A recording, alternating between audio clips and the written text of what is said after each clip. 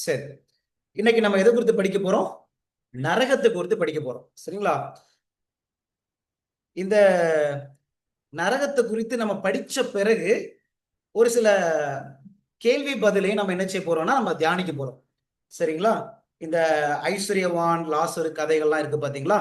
அதையும் நம்ம என்ன செய்ய போறோம், திருப்பி நம்ம பார்க்க போறோம். இப்போ ஒரு ஃபவுண்டேஷன் போட்டுருவோம். இந்த நரகம்னா என்ன அப்படின்னு ஒரு ஒரு அடிப்படை வேதாகம கருத்தை நம்ம புரிஞ்சுக்கிட்டோம் அப்படின்னா நம்ம என்ன செய்யலாம்னா எளிமையா அந்த கேள்வி பதிலையும் புரிஞ்சுக்கலாம். இதை புரிஞ்சுக்காம இருந்தோம் அப்படின்னா அந்த கேள்வி பதிலை புரிஞ்சுக்கிறது கொஞ்சம் கடினம். சரிங்களா? அதனால இந்த நரகத்தை குறித்து முதலாவது நம்ம சிந்திக்கலாம். ஒரு சின்ன ஜெபம் ஏறெடுக்கலாம். எங்கள் தகப்பனே, அப்பா, நீங்க மீண்டுமா எங்களை சேர்த்திருக்கிறீங்க. நான் ஒண்ணுமே இல்லப்பா, உங்க கிருபையும் இரக்கத்தை நம்பிதான்ப்பா நாங்க வந்திருக்கிறோம். எங்களோட நீங்க பேசுங்கப்பா. ஆஹ் வேத வசனத்துல இருந்து இந்த சத்தியத்தை கற்றுக்கொள்ள உதவி செய்யுங்க. நீங்க எவ்வளவு அன்புள்ளவர். ஆனா சாத்தான் உங்களை எப்படியெல்லாம் தப்பா அந்த நரகம் என்ற சத்தியத்தை வைத்து மக்கள் மனதில கொடுமை செய்யக்கூடியவர், எப்போதுமே தண்டிக்கிறதா விரும்பக்கூடியவர் சொல்லி படம் போட்டு வைத்திருக்கிறான். கர்த்தாவே, இந்த சத்தியத்தின் வழியாய் நீர் எவ்வளவு நல்லவர், எவ்வளவு அன்புள்ளவர் என்பதை நாங்கள் சரியாய் புரிந்து கொள்ள கர்த்தர் எங்களுக்கு உதவி செய்ய வேண்டுமாய் இயேசுவின் வழியாய் நாங்கள் ஜெபிக்கிறோம் நல்ல பிதாவே. ஆமென். சரி, நரகத்தை குறித்து நம்ம என்ன செய்ய போறோம், இன்றைக்கு நம்ம படிக்க போறோம். பொதுவா நரகம்னாலே எல்லாரும் அது யாருக்கு தான் நரகம் அப்படின்னு சொல்லுவாங்க? பிசாசுக்குன்னு சொல்லுவாங்க. வேற யாருக்குன்னு சொல்லுவாங்க? பாவம் செய்தவங்களுக்கு, பாவிகளுக்கு, துன்மார்க்கருக்கு தான் நரகம் அப்படின்னு பொதுவா எல்லாருமே என்ன செய்வாங்க, சொல்லுவாங்க. இப்ப அந்த கருத்தை ஒரு சில பேர் மனதுல வச்சுக்கிட்டு என்ன சொல்லுவாங்க அப்படின்னா, இந்த நரகம் என்பது துன்மார்க்கருக்கு தான் நரகம், பிசாசுக்கு தான் நரகம், பாவிங்களுக்கு தான் நரகம் அப்படின்னு எல்லாருக்குமே தெரியும். அதனால என்ன சொல்றாங்கன்னா, ஒரு மனுஷன் மரிச்ச பின்பு இந்த துன்மார்க்கர்லாம் எங்க போயிடுறாங்க? எங்க போயிடுறாங்க? நேரடியா நரகத்துக்கு என்ன செஞ்சுறாங்க? நரகம்னு ஒண்ணு இருக்குது. அந்த நரகத்துக்குள்ள போயிடுறாங்க. அந்த நரகத்துல இரவும் பகலும் அவங்க தீயினால எரிஞ்சு கொண்டே இருக்கிறாங்க. சில பேர் எண்ணெயில போட்டு பொரிச்சிட்டு இருக்கிறாரு ஆண்டவரு அவரை. கேள்விப்பட்டிருக்கீங்களா?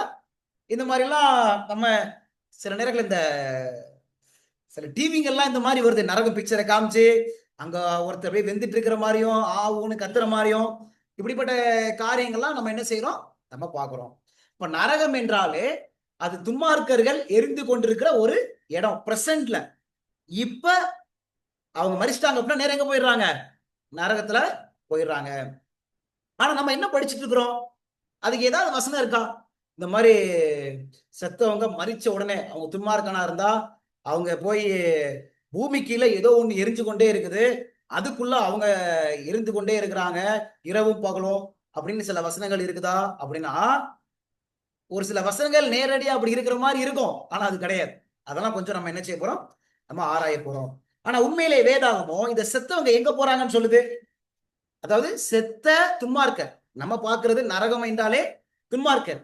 இப்ப செத்த உடனே இந்த துன்மார்க்கர் எங்க போறாங்க நம்ம கண்டுபிடிச்சிட்டோம்னா, நம்ம ஒரு காரியத்தை புரிஞ்சுக்கலாம், உண்மையிலே நரகம் ஒன்று இப்ப இல்ல. உங்களுக்கு புரியுதுங்களா? அப்ப இந்த துன்மார்க்கர்கள் செத்த உடனே எங்க போறாங்கன்னு ஒரு சில வசனத்தை வச்சு நம்ம பார்த்துருவோம். துன்மார்க்கர்கள் நான் சொல்றது சரிங்களா? ஃபர்ஸ்ட் பாயிண்டா எழுதிக்கங்க. மரித்த துன்மார்க்கர்கள் மரித்த உடனே அவங்க எங்க இருக்கிறாங்க என்பதை ஒரு சில வசனத்தின் வழியா நம்ம என்ன செய்யலாம், நம்ம பார்க்கலாம். சரிங்களா? அதான் ஃபர்ஸ்ட் பாயிண்ட். சரிங்களா?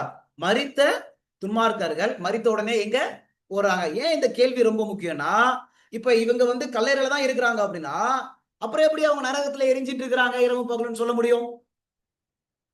உங்களுக்கு புரிஞ்சு முடியுதுல? அப்போ முதலாவது இவங்க இவங்க எங்க போறாங்க என்பதை நம்ம என்ன செய்யணும், வேதவசனத்துல இருந்து துன்மார்க்கர்கள், நீதிமான்கள் துன்மார்கள் எங்க போறாங்கன்னு கண்டுபிடிக்கணும். யோவான் 5ஆம் அதிகாரம் போகணும். யோவான் 5ஆம் அதிகாரத்துல 28வது வசனம் படிங்க, 29வது வசனம். 28வது வசனம் படிங்க, 29வது வசனம்.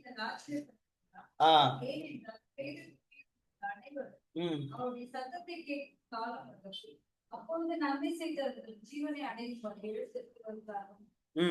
தீமை செய்தவர்கள் ஆத்மியை அடையும்படி புறப்படுவார்கள். சரி, அந்த வசனம் பாருங்க என்ன சொல்லுது. நம்ம யாரை குறித்து படிச்சுட்டு இருக்கிறோம்?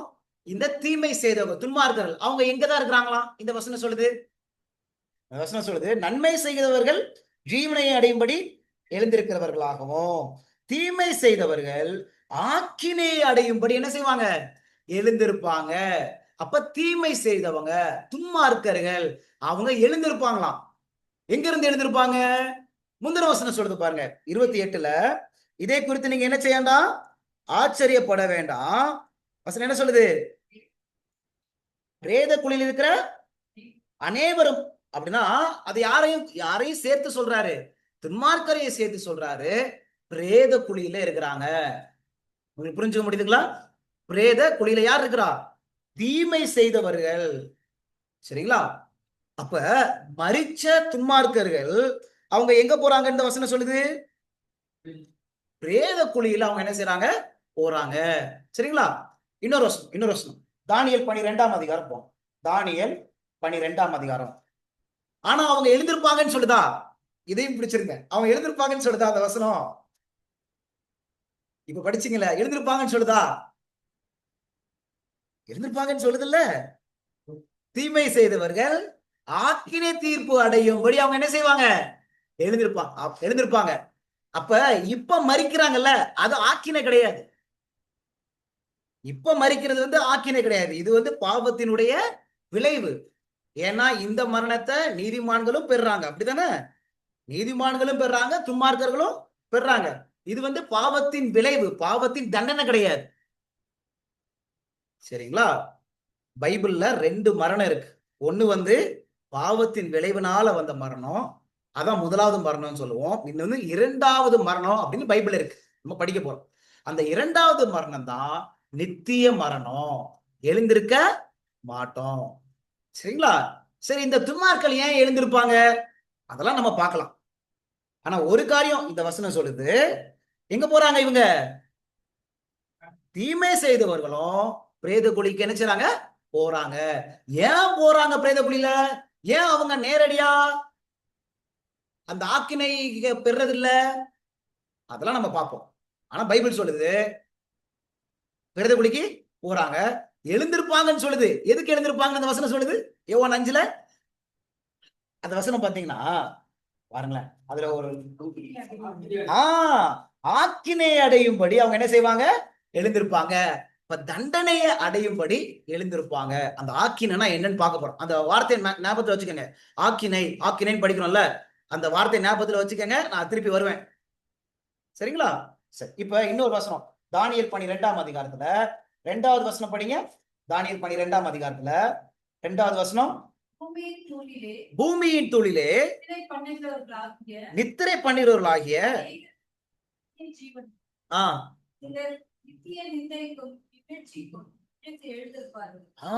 பாருங்க, பூமியின் தூளிலே, டானியல் சாப்டர் 12 verse 2, பூமியின் தூளிலே நித்திரை பண்ணுகிறவர்களாக யாரெல்லாம் நித்திரை பண்றாங்களா?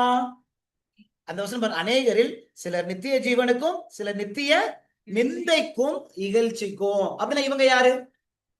2 கூட்டம் இருக்கிறாங்க. ஒருத்த கூட்டம் நித்திய ஜீவனுக்கு, அப்ப அவங்க யாரு? நீதிமான்கள்.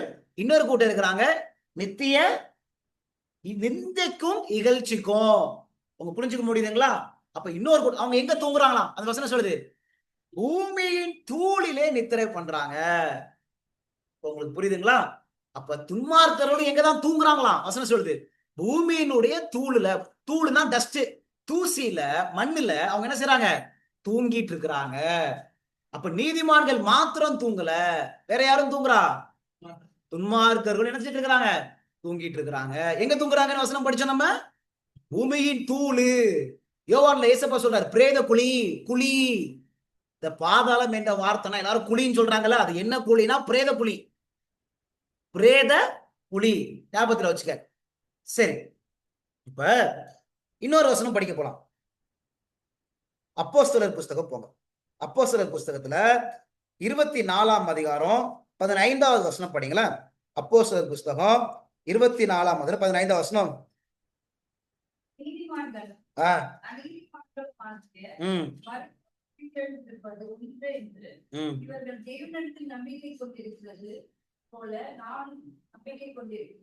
சரி, இந்த வசனம் என்ன சொல்லுது?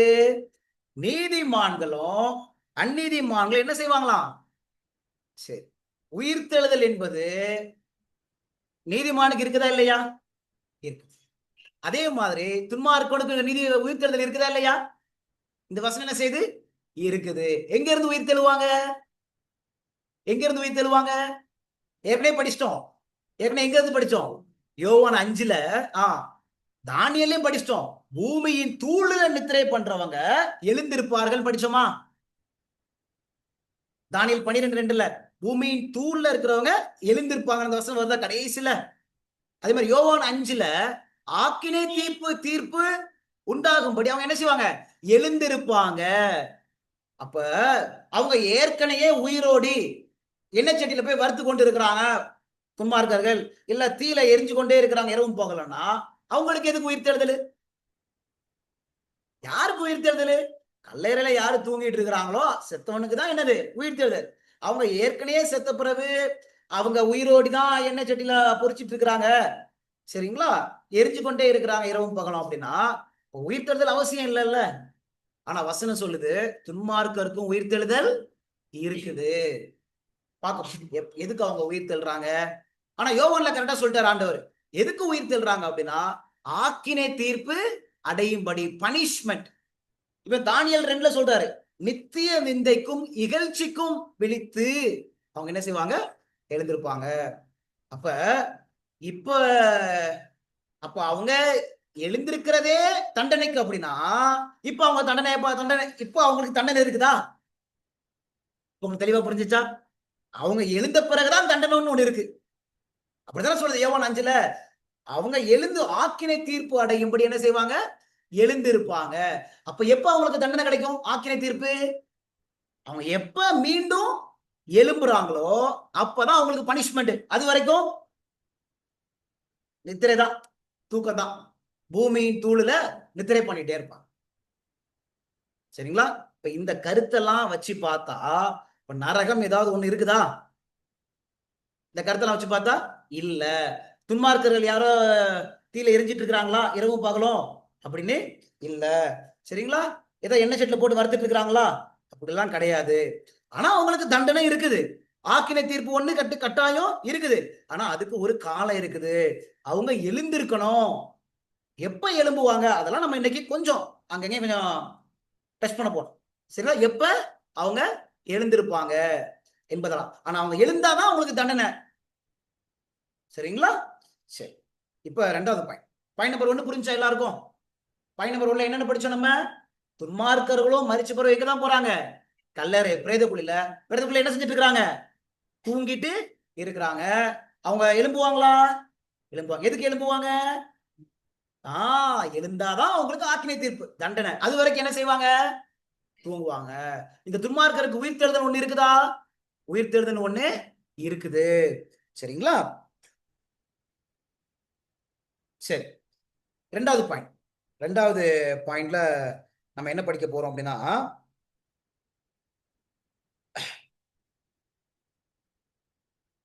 நரகம்னா என்ன?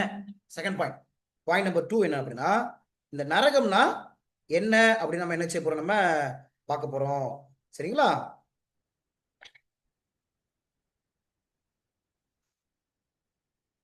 ஒரு வசனம் நம்ம படிக்கலாம். எங்க இருக்கு அப்படின்னா மத்தேயு புஸ்தகம் போலாம்.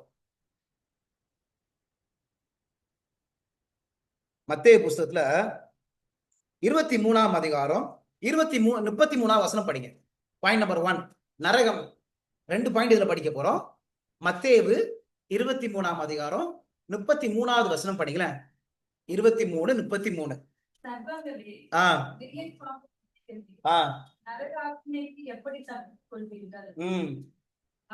அவ்வளவுதான் கஷ்டமா? எல்லாரும் எடுத்துட்டீங்களா?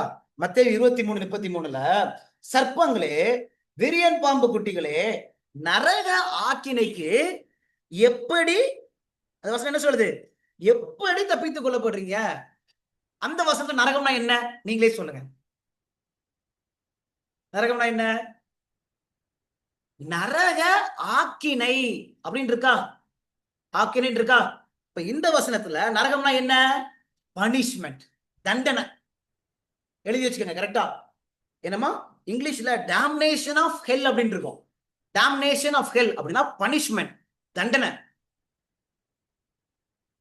சரிங்களா? இந்த பாயிண்ட் கிடைச்சிச்சா? நரகம் என்பது ஆக்கின, தண்டனை. இதே வார்த்தை எங்க படிச்சோம் சொல்லுங்க? எங்க படிச்சோம்? ஆக்கினை எங்க படிச்சோம் நம்ம? யோவான் 5ல ஆக்கினை பெறும்படிக்கு அவங்க என்ன செய்வாங்க? எழுந்திருப்பாங்க. படிச்சோமா நம்ம? சரி, சரிங்களா? இப்ப அடுத்தது ரெண்டாவது டெஃபினிஷன், பாயிண்ட் நம்பர் 2. ரெண்டாவது டெஃபினிஷன், இந்த நரகம்னா என்ன அப்படின்னு பார்க்கலாம் பாருங்க. Matthew chapter 5 verse 22. மத்தேயு 5ஆம் அதிகாரம் 22வது வசனம் படிங்க. நான் உங்களுக்கு சொல்கிறேன், ஆ தன் சகோதரனின் நியாயமில்லாமல் கோபித்துக் கொள்பவர் ஆ நியாயத்திற்கு ஏதுவாயிருப்பார். ஆ தன் சகோதரனை வீணன் என்று சொல்கிறவர் ம் ஆலோசனை சங்கத்துக்கு ஏதுவாயிருப்பார். ஆ உடனே என்று சொல்கிறவர் எரி நரகத்துக்கு ஏதுவாயிருப்பான். சரி, இந்த வசனம் பாருங்க. எரி நரகத்துக்கு ஏதுவா இருப்பான் அப்படின்னு இருக்குங்களா? இங்கிலீஷ்ல ஹெல் ஃபயர் அப்படின்னு இருக்காமா? அதான் வார்த்தை, ஹெல் ஃபயர். ஆ சரிங்களா? அப்ப என்ன வார்த்தை வருது? ஹெல் ஃபயர். அப்ப நரகம்னா என்ன? நரகம்னா ஃபயர். எரினா அக்கினி, அக்கினி. தமிழ் பைபிள்ல எரி நரகம் அப்படின்னு வருதுங்கல்ல, ஆங்கில வேதாமத்துல ஹெல் ஃபயர் அப்படின்னு இருக்கும். எரினா என்னது? அக்கினியை குறித்து பேசுறாரு. அப்ப நரகம்னா என்ன? அக்கினி. புரிஞ்சுக்க முடியுதுங்களா? இப்ப எப்படி ஆண்டவர் தண்டிக்க போறாராம்? அக்கினியை வைத்து தேவன் என்ன செய்ய போறாரு? தண்டிக்க போறாரு. இதுதான் நரகம். உங்களுக்கு புரியுதுங்களா? இந்த ரெண்டு வார்த்தை சேர்ந்து வருதா? இன்னொரு வசனம் கூட பாருங்களேன். மத்தேயு புஸ்தகத்துல 18ஆம் அதிகாரம் 9வது வசனம் பாருங்க. இங்கேயும் வரும் பாருங்க. மத்தேயு 18ஆம் அதிகாரம் 9வது வசனம் பாருங்க. கண் உனக்கு இடறினால் ஆ அதை பிடுங்கி எறிந்து போட்டு ம் இரண்டு கண்ணுடனாய் எரி நரகத்தில் தள்ளப்படுவதை பார்க்கிறோம். ம் மற்ற கண்ணால் ஜீவனுக்குள் பிரவேசிப்பது உனக்கு நலமாயிருக்கும். இரண்டு கண்ணுடையவனாய் எரி நரகத்தில் தள்ளப்படுவதை பார்க்கிறோம். இருக்குதுங்களா? எரி நரகம் இருக்குதுங்களா? இங்கிலீஷ்ல ஹெல் ஃபயர் அப்படின்னு வரும். ஹெல் ஃபயர். அப்ப எரி என்று சொன்னா என்ன அர்த்தம்? அக்கினியை குறித்து ஆண்டவர் அங்க என்ன செய்யறாங்க? அங்க பேசுறாங்க. சரிங்களா? பாருங்களேன். சரி, இப்போ எத்தனை டெஃபினிஷன் பார்த்தோம் நம்ம? 2 டெஃபினிஷன் பார்த்தோம். நம்ம என்னென்ன பாயிண்ட் பார்த்தோம்? நரகம் என்பது தண்டனையை குறித்து பேசுது. நரகம் என்பது அக்கினியை குறித்து அது என்ன செய்கிறது? பேசுகிறது. சரிங்களா? சரி, 2 பாயிண்ட்ஸ் புரிஞ்சா? ஃபர்ஸ்ட் பாயிண்ட் என்ன பார்த்தோம்? துன்மார்க்கர்கள் எங்க போறாங்க. ரெண்டாவது பாயிண்ட் பார்த்தோம், பைபிள் பிரகாரம் இந்த நரகம்னா என்னது? இது ஒரு பனிஷ்மெண்ட். இன்னொன்னு, நரகம்னா எதை குறிக்கும்? அக்கினி, ஃபயர். நரகம்னா அக்கினியை குறிக்கும். சரிங்களா? சரி, இப்போ 3வது பாயிண்ட்டுக்குள்ள நம்ம போயிடலாம். சரி, யாருக்காக இந்த எரி நரகத்தை, இந்த நரக அக்கினி எரி நரகத்தை ஆண்டவர் வந்து ஆயத்தப்படுத்தி வச்சிருக்கிறார்? யாருக்காக பார்க்கலாமா? யாருக்காக? மத்தேயு புஸ்தகம் 25ஆம் அதிகாரம் 41வது வசனம். மத்தேயு புஸ்தகம் 25ஆம் அதிகாரம் 41வது வசனம் பாருங்களேன். அப்பொழுது இடது பக்கத்தில் நிற்பவர்களை பார்த்து அவர் சமைக்கப்பட்டவர்களே, என்ன விஷயம் பிசாசுக்காகவும் அவன் தூதர்களுக்காகவும் ஆயத்தப்படப்பட்டிருக்கிற நித்திய அக்கினியிலே போங்கள். என்ன சொல்றாரு? பிசாசுக்காகவும் தூதர்களுக்காகவும் ஆயத்தம் பண்ணப்பட்டிருக்கிற நித்திய அக்கினியிலே போங்க. இந்த வார்த்தையை நம்ம படிக்க போறோம். சரிங்களா? நித்திய அக்கினினா என்ன அப்படின்னா, நித்தியமா அக்கினி எரிஞ்சிட்டு இருக்குமா அப்படிலாம் நம்ம பார்க்க போறோம். சரிங்களா? இட்டர்னல் ஃபயர் அப்படின்னா அந்த ஃபயர் இட்டர்னலா எரிஞ்சிட்டு இருக்குமா? we are going to look at that. ஆனா இந்த வருஷத்துல இப்ப நம்ம என்ன படிக்க போறோம்னா, யாருக்காக ஆண்டவர் இந்த நரகத்தை ஆயத்தப்படுத்தி வச்சிருக்கிறானா? பிசாசுக்காகவும் அவன் தூதர்களுக்காகவும். சரிங்களா? அப்ப நரகம் என்பது யாருக்கு கிடையாது? நமக்காக ஆண்டவர் அதை ஆயத்தம் பண்ணி வைக்கல. ஆயத்தம் பண்ணா ஏற்கனவே ரெடி பண்ணி வச்சிருக்காரு அப்படி சொல்ல வரல. ரிசர்வ் பண்ணி வச்சிருக்கிறார். இவங்க தண்டிக்கிறதற்காக ஆயத்தப்படுத்தி தேவன் என்ன செய்கிறாரு? இருக்கிறார். சரிங்களா? இப்ப இந்த வசனத்துல ஆயத்தப்பட்டிருக்கிறாரு அப்படின்னா அவங்களை ஏற்கனவே ஆண்டவர் ரெடி பண்ணி வச்சிருக்காரு அப்படின்னா இந்த பிசாசு சாத்தான்லாம் இப்ப எங்க இருக்கணும்? இப்ப அவங்க ஏற்கனவே உள்ள புடிச்சு வச்சிருக்கணும். ஆனா அவங்க இப்ப கெர்ச்சிக்கிற சிங்கத்தை போல வகை தேடி கொண்டு இருக்கிறாங்க. அப்படித்தானே? இப்ப அவங்க என்ன நரகத்திலேயே இருக்கிறாங்க இந்த பிசாசுலாம்? இப்ப ஏற்கனவே நரகம் ஒண்ணு பூமிக்குள்ள எரிஞ்சிட்டு இருக்கு அப்படின்னா இந்த நரகத்தை யாருக்காக ஆயத்தப்படுத்திருக்கிறாரு? பிசாசுக்காகவும் தூதர்களுக்காகவும். அப்ப அவங்க எங்க இருக்கணும்? இப்ப அவங்க எங்க இருக்கணும்? அந்த பூமிக்குள்ள அந்த நரகத்துல எரிஞ்சு கொண்டு அவங்கதான் எண்ணெய் பயங்கரமான எண்ணெயில போட்டு பொறிக்கணும் அவங்கள. எல்லா கபாப் எண்ணெயும் போட்டு பொறிக்கணும். முக்கியமா அந்த எண்ணெய் தான். சரிங்களா? ஆனா வசனம் சொல்லுது அவன் என்ன செய்யற? கெர்ச்சிக்கிற சிங்கத்தை போல வகை தேடி சுட்டி திரிகிறான். ஹாயா திரிகிறாரு. அப்படின்னா அவன் ஏதோ நரகம் ஒண்ணு இடம் இருக்கு அங்கேயா இருக்கிறாருன்னு அர்த்தம்? அங்க கிடையாது. உங்களுக்கு புரிஞ்சுக்க முடியுதுங்களா? ஏன்னா பிசாசுக்காக தான் இந்த நரகத்தை ஆண்டவர் வச்சிருக்கிறாரு, இந்த நரக அக்கினியவே. ஆனா அவன் சுட்டி திடுறான் அப்படின்னா அங்க என்ன இல்ல? இப்ப யாரும் இந்த நரகம் என்ற ஒரு இடத்துல இல்ல. சரிங்களா? உங்களுக்கு புரிஞ்சு முடியுதுங்களா? சரி. ஆனா ஆண்டவர் பாருங்க, யாருக்காக இந்த நரக ஆக்கினைய எரி நரகத்தை ஆயத்தப்படுத்தி வைக்கல? நமக்காக வைக்கல. பாருங்க ஒரு அழகான வசனம், எசேக்கியேல் 18ஆம் அதிகாரம். ஆண்டவருடைய ஆசை என்ன தெரியுமா? எசேக்கியேல் 18ஆம் அதிகாரம் போங்களேன்.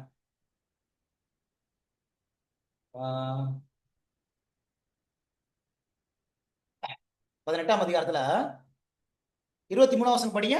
verse 23 படிங்க. எனக்கு எவ்வளவு பிரியமோ, ஆ அவன் தன் வழிகளை விட்டு திரும்பி கேட்பது அல்லவோ எனக்கு பிரியம் என்று கர்த்தராகிய ஆண்டவர் சொல்கிறார். இந்த வசனம் பாத்தீங்களாமா? எசேக்கியேல் 18ல 23ல துன்மார்க்கன் சாகிறது எனக்கு எவ்வளவு வேணும் பிரியமோ, கொஞ்சம் கூட எனக்கு பிரியமாப்பா அப்படி கேட்கிறாரு. அப்ப என்ன சொல்றாரு அவரு? ஆண்டவர் என்ன சொல்றாங்க? அவன் தன் வழிகளை விட்டு திரும்பி பிழைப்பதல்லவோ எனக்கு பிரியம். புரிஞ்சுக்க முடியுதுங்களா? அப்ப ஆண்டவர் ஆசை என்ன? நம்ம எல்லாம் அழிஞ்சு போகணும், துன்மார்க்கனை கொல்லணும், அடிக்கணும், அவனை உதைக்கணும், அவனை தண்டிக்கணும். அப்படியா சொல்றாரு? அவன் அழிஞ்சு போறதெல்லாம் எனக்கு எவ்வளவு வேணும் கூட பிரியம் கிடையாதுப்பா. அவனையே அவன் பிழைப்பதுதான் எனக்கு பிரியம். சரிங்களா? அப்புறம் ஏன் ஆண்டவர் அவங்களெல்லாம் தண்டிக்கணும்? ஏற்கனவே உங்களுக்கு சொல்லி கொடுத்திருக்கிறேன். நம்ம தேவன் எப்படிப்பட்டவர்னா ஒரு டெண்டர் ஃபாதர், ஒரு மென்மையான தகப்பன். இன்னொன்னு அவர் நீதியுள்ள நியாயாதிபதி. அப்படித்தானங்க? அப்ப ஒரு மென்மையான தகப்பனாகவும் அவர் நடந்துக்கணும், ஒரு நீதி உள்ள நியாயாதிபதியாகவும் அவர் என்ன செய்யணும்? நடந்துக்கணும். இப்ப ஒரு ஜட்ஜி இருக்கிறார் அப்படின்னா அவர் வீட்டுக்கு வந்தாருன்னா அவங்க பிள்ளைங்களுக்கு ஒரு நல்ல தகப்பனாகவும் நடந்துக்கணும். அதே நேரத்துல அவர் நீதிமன்றத்துக்கு போறாரு அப்படின்னா அவர் சரியான ஒரு நீதிபதியாக அவர் என்ன செய்யணும்? நடந்துக்கணும். சரியான தீர்ப்பு கொடுத்தா நடந்துக்கணும். புரிஞ்சு முடியுதுங்களா? அப்ப அதே போலதான் பரம தகப்பன் யார பாவிகள் இடத்துல ஒரு மென்மையான தகப்பனாம அவர் நடந்துக்கிறாரு. அதே பாவி மனம் திரும்பாம கடின இருதயத்தோடு இருக்கும் பொழுது ஒரு நீதி உள்ள நியாயாதிபதியா அவர் என்ன செய்யணும்? கண்டிப்பா நடந்துக்கணும். ரெண்டுமே அவருடைய குணம். ஆனா யாரையுமே அவர் தண்டிச்சிடக்கூடாது என்பதற்காக தான் ஒரே பேரான குமாரனையே நமக்காக ஆண்டவர் என்ன செஞ்சாங்க? கொடுத்தாங்க. அதனால அந்த வசனம் சொல்லுது, அந்த எரி நரகம் யாருக்கு அப்படின்னா சாத்தானுக்காகவும் தூதர்களுக்காகவும். ஆனா சாத்தான் என்ன செய்யறானா? அவனுக்கு தெரியும் அவனுக்கு சாவு மணி அடிச்சாச்சுன்னு அவனுக்கு தெரியும். ஆனா ஏன் கூட இவங்களையும் கூட்டு போவேன்னு சொல்லிட்டு நம்மளை எல்லாரையும் என்ன செஞ்சுட்டு இருக்கிறான்? கெர்ச்சிக்கிற சிங்கத்தை போல வகை தெரிஞ்சு நம்ம எல்லாரையும் அவங்க கூட கொண்டு போறதுக்கு திட்டம் போட்டுட்டு இருக்கிறான். உங்களுக்கு புரிஞ்சுக்க முடியுதுங்களா? அப்ப அதுல இருந்து காப்பாத்தான் ஆண்டவர் ஒவ்வொரு நாளும் போராடிட்டு இருக்கிறாரு. நம்ம அவங்க கூட போய் அந்த எரி நரகத்துல மாட்டிடக்கூடாது என்பதற்காக தான் பரலோகத்தின் தகப்பன் என்ன செஞ்சுட்டு இருக்கிறாரு? போராடிட்டு இருக்கிறாரு. சரிங்களா? சரி. அப்ப யாருக்கு இந்த நரகம் ஆயத்தமாக்கப்பட்டிருக்குது? சாத்தானுக்கும் தூதர்களுக்காகவும் அது ஆயத்தப்படுத்தப்பட்டிருக்குது. சரி, எத்தனை பாயிண்ட் முடிஞ்சிருச்சு? 3. நாலாவது point, where it will burn. எங்க இந்த அக்கினி எரியும்? நரகம் என்பது என்ன படிச்சிட்டோம்? அக்கினி. அப்படித்தானே? இந்த அக்கினி எங்க எரியும்? வேர் இட் வில் பர்ன், எங்க எரியும்? சரி, யாரை எரிக்கும் படிச்சோம்? சாத்தானையும் அவன் தூதர்களையும். வேற யாரு? யோவான் 5ல படிச்சோம்ல. அதாவது சாத்தானுக்கும் தூதர்களும் ஆயத்தப்பட்டிருக்குது. ஆனா யாரெல்லாம் அவங்க கூட சேர்றாங்களோ அவங்களும் அந்த அக்கினி தண்டனை அடைய மாட்டாங்களா? சாத்தானுக்காக தான் ஆண்டவர் பிரைமரிலி முதன்மையாக ஆயத்தப்படுத்தி வச்சிருக்கிறாரு. புரிஞ்சுக்க முடியுதுங்களா? ஆனா சாத்தா என்ன செய்யறான்? அநேக பேரை மயக்கி அவன் பக்கம் என்ன செய்யறான்? இழுக்கிறான். அந்த துன்மார்க்கர்களும் போவாங்களா போக மாட்டாங்களா? யோவான் 5 படிச்சோம்ல, தீமை செய்தவர்கள் ஆக்கினை தீர்ப்பு அடையும்படி என்ன செய்வாங்க? எழுந்திருப்பாங்க. அப்ப சாத்தான் பேச்சை கேட்டு தீமை செய்யறவங்க இருப்பாங்களா இல்லையா? இருப்பாங்க. அவங்களும் சாத்தான் பேச்சை கேட்டு அவங்களும் என்ன செய்வாங்க? இந்த ஆக்கினை தீர்ப்பை அடைவாங்க. இப்ப இந்த ஃபயர் எங்க எரியும்? எங்க எரியும் அப்படின்னு நம்ம பார்க்க போறோம். சரிங்களா? சரி, எல்லாரும் வெளிப்படுத்தல் புஸ்தகம் போங்க. வெளிப்படுத்தல் புஸ்தகத்துல 20ஆம் அதிகாரம் போங்க. வெளிப்படுத்தல் புஸ்தகம் 20ஆம் அதிகாரத்துல 8வது வசனம் படிங்க. 8வது வசனம் படிங்க. பூமியின் 4 திசைகளிலும் உள்ள சரி. ஜாதிகளாகிய கோகையையும் ஆ மாகோகையும் மோசம் போக்கும்படிக்கும் அவர்களை யுத்தத்திற்கு கூட்டிக் கொள்ளும்படிக்கும் புறப்படுவான். ஆ அவர்களுடைய தொகை கடற்கரை மனிதத்தனியா இருக்கும். சரி, இங்க பாருங்க. பூமியின் 4 திசையில் உள்ள ஜாதிகளாகிய கோகையையும் மாகோயையும் மோசம் போக்கும்படிக்கு இருக்கா, அவர்களை யுத்தத்திற்கு கூட்டிக் கொள்ளும்படி புறப்படுவான். அவர்களுடைய தொகை கடற்கரை மணல் தன்னையா என்ன செய்யும்? இருக்கும். இங்க யார் இருக்கிறா? இந்த கோகையும் இந்த மாகோயும் இருக்கிறாங்க. அப்படித்தானே? சரி, இவங்க யாரு? இந்த கோகை மாகோ எல்லாம் யாரு? சரி, இந்த கோகை மாகோய சாத்தா என்ன செய்யறான்னு சொல்லி இந்த வசனம் என்ன செய்யறான்? அவங்களை என்ன செய்யறான்? மோசம் போக்குறான். அப்படித்தானே? இப்ப 9வது வசனம் படிங்க. 9வது வசனத்துல மீண்டும் பரம்பி ஆ பரிசுத்தவான்களுடைய பாளையத்தையும் ஆ பிரியமான நகரத்தையும் ம் அழைத்துக் கொண்டார்கள். ம் தேவனால் வானத்திலிருந்து அக்கினி இறங்கி அவர்களை பட்சித்துக் கொண்டது. சரி, இப்ப நீங்க சொல்லுங்க. வானத்துல இருந்து அக்கினி அவங்களை என்ன செய்யுது? பட்சித்து போடுது. அப்படின்னா இந்த கோகையும் இந்த மாகோயும் யாரு? கிடைச்சிச்சா இல்லையா? இந்த கோகை மாகோ யாரு அப்படின்னா துன்மார்க்கர்கள். எப்படி சொல்றோம் நம்ம? அவங்களதான் அக்கினி என்ன செய்யுது? பட்சித்து போடுது. அப்படின்னா அந்த கோகை மாகை யாரு? துன்மார்க்கர்கள். புரிஞ்சுக்க முடியுதுங்களா? பாருங்களா, இன்னும் கொஞ்சம் கீழே வாசிக்கலாம். இவங்க யாரு அப்படின்னு சொல்லி. இப்ப அக்கினி இவங்களை என்ன செய்யுது? பட்சித்து போடுது அப்படின்னு இருக்குல்ல. இப்ப 15ஆம் வசனம் படிங்க. இந்த அக்கினி பட்சி போடுது இவங்க யாருன்னு படிக்கலாம். 15ஆம் வசனம். ஜீவ புஸ்தகத்தில் எழுதப்பட்டவனாக ஆ காணப்படாதவன் எவன் ஆ அக்கினி கடலிலே தள்ளப்படுவான். ஜீவ புஸ்தகத்தில் எழுதப்பட்டவனாக காணப்படாதவனவனோ அவன் அக்கினி கடலிலே தள்ளப்பட்டான். அப்ப அவங்க யாரு? நீங்களே சொல்லுங்க. அவங்க யாரு? அப்ப ஜீவ புஸ்தகத்துல பேர் இல்லாதவங்க. இப்ப 8வது வசனத்துல 9வது வசனம் என்ன படிச்சோம்? 8வது வசனத்துல கோகை மாகைன்னு ஒரு குரூப் இருக்கிறாங்க. அவங்கள வானத்திலிருந்து அக்கினி வந்து என்ன செய்யுது? அவங்கள பட்சித்து போடுது. அப்ப யாரு அக்கினி வந்து பட்சித்து போடும்? துன்மார்க்கர். அப்ப இந்த கோகை மாகை யாரு? துன்மார்க்கர். அதிலே ஒரு பாயிண்ட் கண்டுபிடிச்சிட்டோம். அடுத்த பாயிண்ட் என்ன கண்டுபிடிச்சோம்? 15ஆம் வசனத்துல ஜீவ புஸ்தகத்தில் எழுதப்பட்டவனாக காணப்படாதவன் எவனோ அவன் அக்கினி கல்லிலே தள்ளப்பட்டான். அப்ப அந்த அக்கினி வந்து அழிக்குது அப்படின்னு சொல்லுது. அவங்க யாருன்னு இந்த வசனம் சொல்லுது? ஜீவ புஸ்தகத்துல பேர் எழுதப்படாதவங்க. அப்ப இந்த கோகை மாகோ யாரா? ஜீவ புஸ்தகத்துல பேர் எழுதப்படாதவங்க. புரிஞ்சு முடியுதுங்களா? 3வது பாயிண்ட், இன்னொரு பாயிண்ட் சொல்றேன் பாருங்க. இந்த கோகை மாகை யார் அப்படின்னா வெளிப்படுத்தல் 21 8ஆம் வசனம். வெளிப்படுத்தல் 21 8ஆம் வசனம். பயப்படுகிறவர்கள், ஆ விசுவாசிகள், ஆ அருவருப்பானவர்கள், ஆ கொலைபாதகர்கள், ம் விபச்சாரக்காரர்கள், ம் சூனியக்காரர்கள், ஆ ஆராதனைக்காரர்கள், ம் பொய்யர் அனைவரும் ம் 2ஆம் மரணம் ஆகிய அக்கினியும் கந்தகமும் எரிகிற கடலிலே பங்கடைவார்கள். மீண்டும் வருது பாருங்க. அக்கினியும் கந்தமும் எரிகிற கடலிலே பங்கடைவார்கள். யார் அவங்க? இந்த வசனம் யார சொல்லுது? யார் அந்த அக்கினியில பங்கடைவாங்களாம்? யாரா? பயப்படுகிறவர்களும், அவிசுவாசிகளும், அருவருப்பானவர்களும், கொலைபாதகரும், விபச்சாரக்காரரும், சூனியக்காரரும், விக்கிரகாரக்காரரும், பொய்யர் அனைவரும் அப்படின்னு இருக்குங்களா? இவங்களதான் அக்கினி பட்சிக்குமா? அப்படின்னா அந்த கோகையும் மாகோயும் யாரு? இவங்கதான் அது. யாரு? அவிசுவாசிங்க, அருவருப்பானவங்க, விபச்சாரக்காரரு, கொலைபாதகர், சூனியக்காரர், துன்மார்க்கர். இவங்கதான் அவங்க. புரியுதுங்களா? இவங்கதான் அவங்க எப்படி கண்டுபிடிக்கிறோம் நம்ம? ஏன்னா 8ஆம் வசனத்துல இந்த கோகையும் மாகையும் எது வந்து பச்சிட்டு போடுது? அக்கினி வந்து பச்சிட்டு போடுது. நம்பர் 1. செகண்ட் என்ன படிச்சோம்? ஜீவ புஸ்தகத்தில் பேர் எழுதப்படுறவங்க அக்கினி வந்து பச்சிட்டு போடுது. மூணாவது என்ன படிச்சோம்? அவிசுவாசிங்க, கொலைபாதகரு, சூனியக்காரரு, விபச்சாரக்காரரு, இவங்களை வந்து அக்கினி பச்சிட்டு போடுது. அப்படின்னா அந்த கோகை மாகை யாருதான்? இவங்க யார் அப்படின்னா துன்மார்க்கர்களு. புரிஞ்சுக்க முடியுதுங்களா? புரிஞ்சுக்க முடியுதா? சரி, இப்ப இந்த துன்மார்க்கர்கள் இவங்க கூட யார் தான் இருக்கு? யாரெல்லாம் இருக்கிறா? இப்ப யார் மோசமாக்குறான்னு இந்த வசனம் சொல்லுது?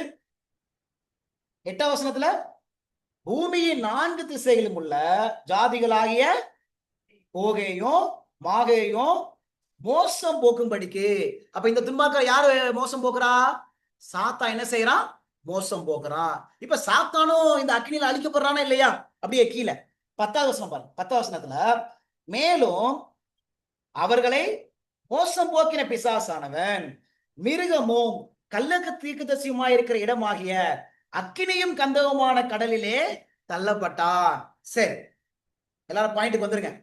அப்ப இந்த கோகை மாகை இந்த துன்மார்க்கரோட கூட யாரும் அழிக்கப்படுறா? சாத்தானும் என்ன செய்யறான்? அழிக்கப்படுறான். என் கூட இருக்கீங்களா? அம்மா இது வரைக்கும் புரிஞ்சா? பிரபு பிரதர் புரிஞ்சுங்களா? அப்ப இப்ப நம்ம என்ன படிச்சுட்டு இருக்கிறோம்? நம்ம கேள்வி என்ன? நம்ம கேள்வி என்ன? நரகம் என்பது அக்கினின்னு படிச்சிட்டோம். ஆனா இந்த அக்கினி எங்க எரியும்? பூமி கீழே எரியுமா, பூமிக்கு மேல எரியுமா? அதுதான் பார்க்க போறோம். சரிங்களா? நான் இந்த கொரோனா சமயத்துல ஒருத்தர் இந்த கோகை மாகோகைன்னு இருக்குல்ல, அதை வச்சு ஒருத்தர் பிரசங்கம் பண்ணாரு பாருங்க. அவர் என்ன சொன்னார் தெரியுமா? இந்த கோகை மாகோய்னா அது ரஷ்யாவையும் ஈராக்கையும் குறிக்குது, ஈரானை குறிக்குது, அப்படி இப்படின்னு ரஷ்யாவும் யுக்ரைனையும் குறிக்குது ஒரு பிரசங்கம். ஆனா வசனம் எவ்வளவு அழகா சொல்லுது, எவ்வளவு தெளிவா. அப்படியே ஒரு பேர் அப்படியே தனியா தூக்கிடுவாங்க. கோகை மாகை, கோகை மாகை ரஷ்யா ஈரான் அப்படியே. ஆனா வசனம் என்ன சொல்லுதுன்னு அடுத்த 2 வசனத்தை பார்க்காம எவ்வளவு கஷ்டமா இருக்கு. இன்னும் அடுத்த பாயிண்ட் படிக்கும்போது இன்னும் தெளிவா போயிடும் இந்த கோகை மாகை. சரி, ஏன் ஆண்டவர் இந்த கோகை மாகை இந்த பேரை இங்க பயன்படுத்தினார் தெரியுமா? இந்த பேர் வேற எங்கேயாவது இருக்குதா?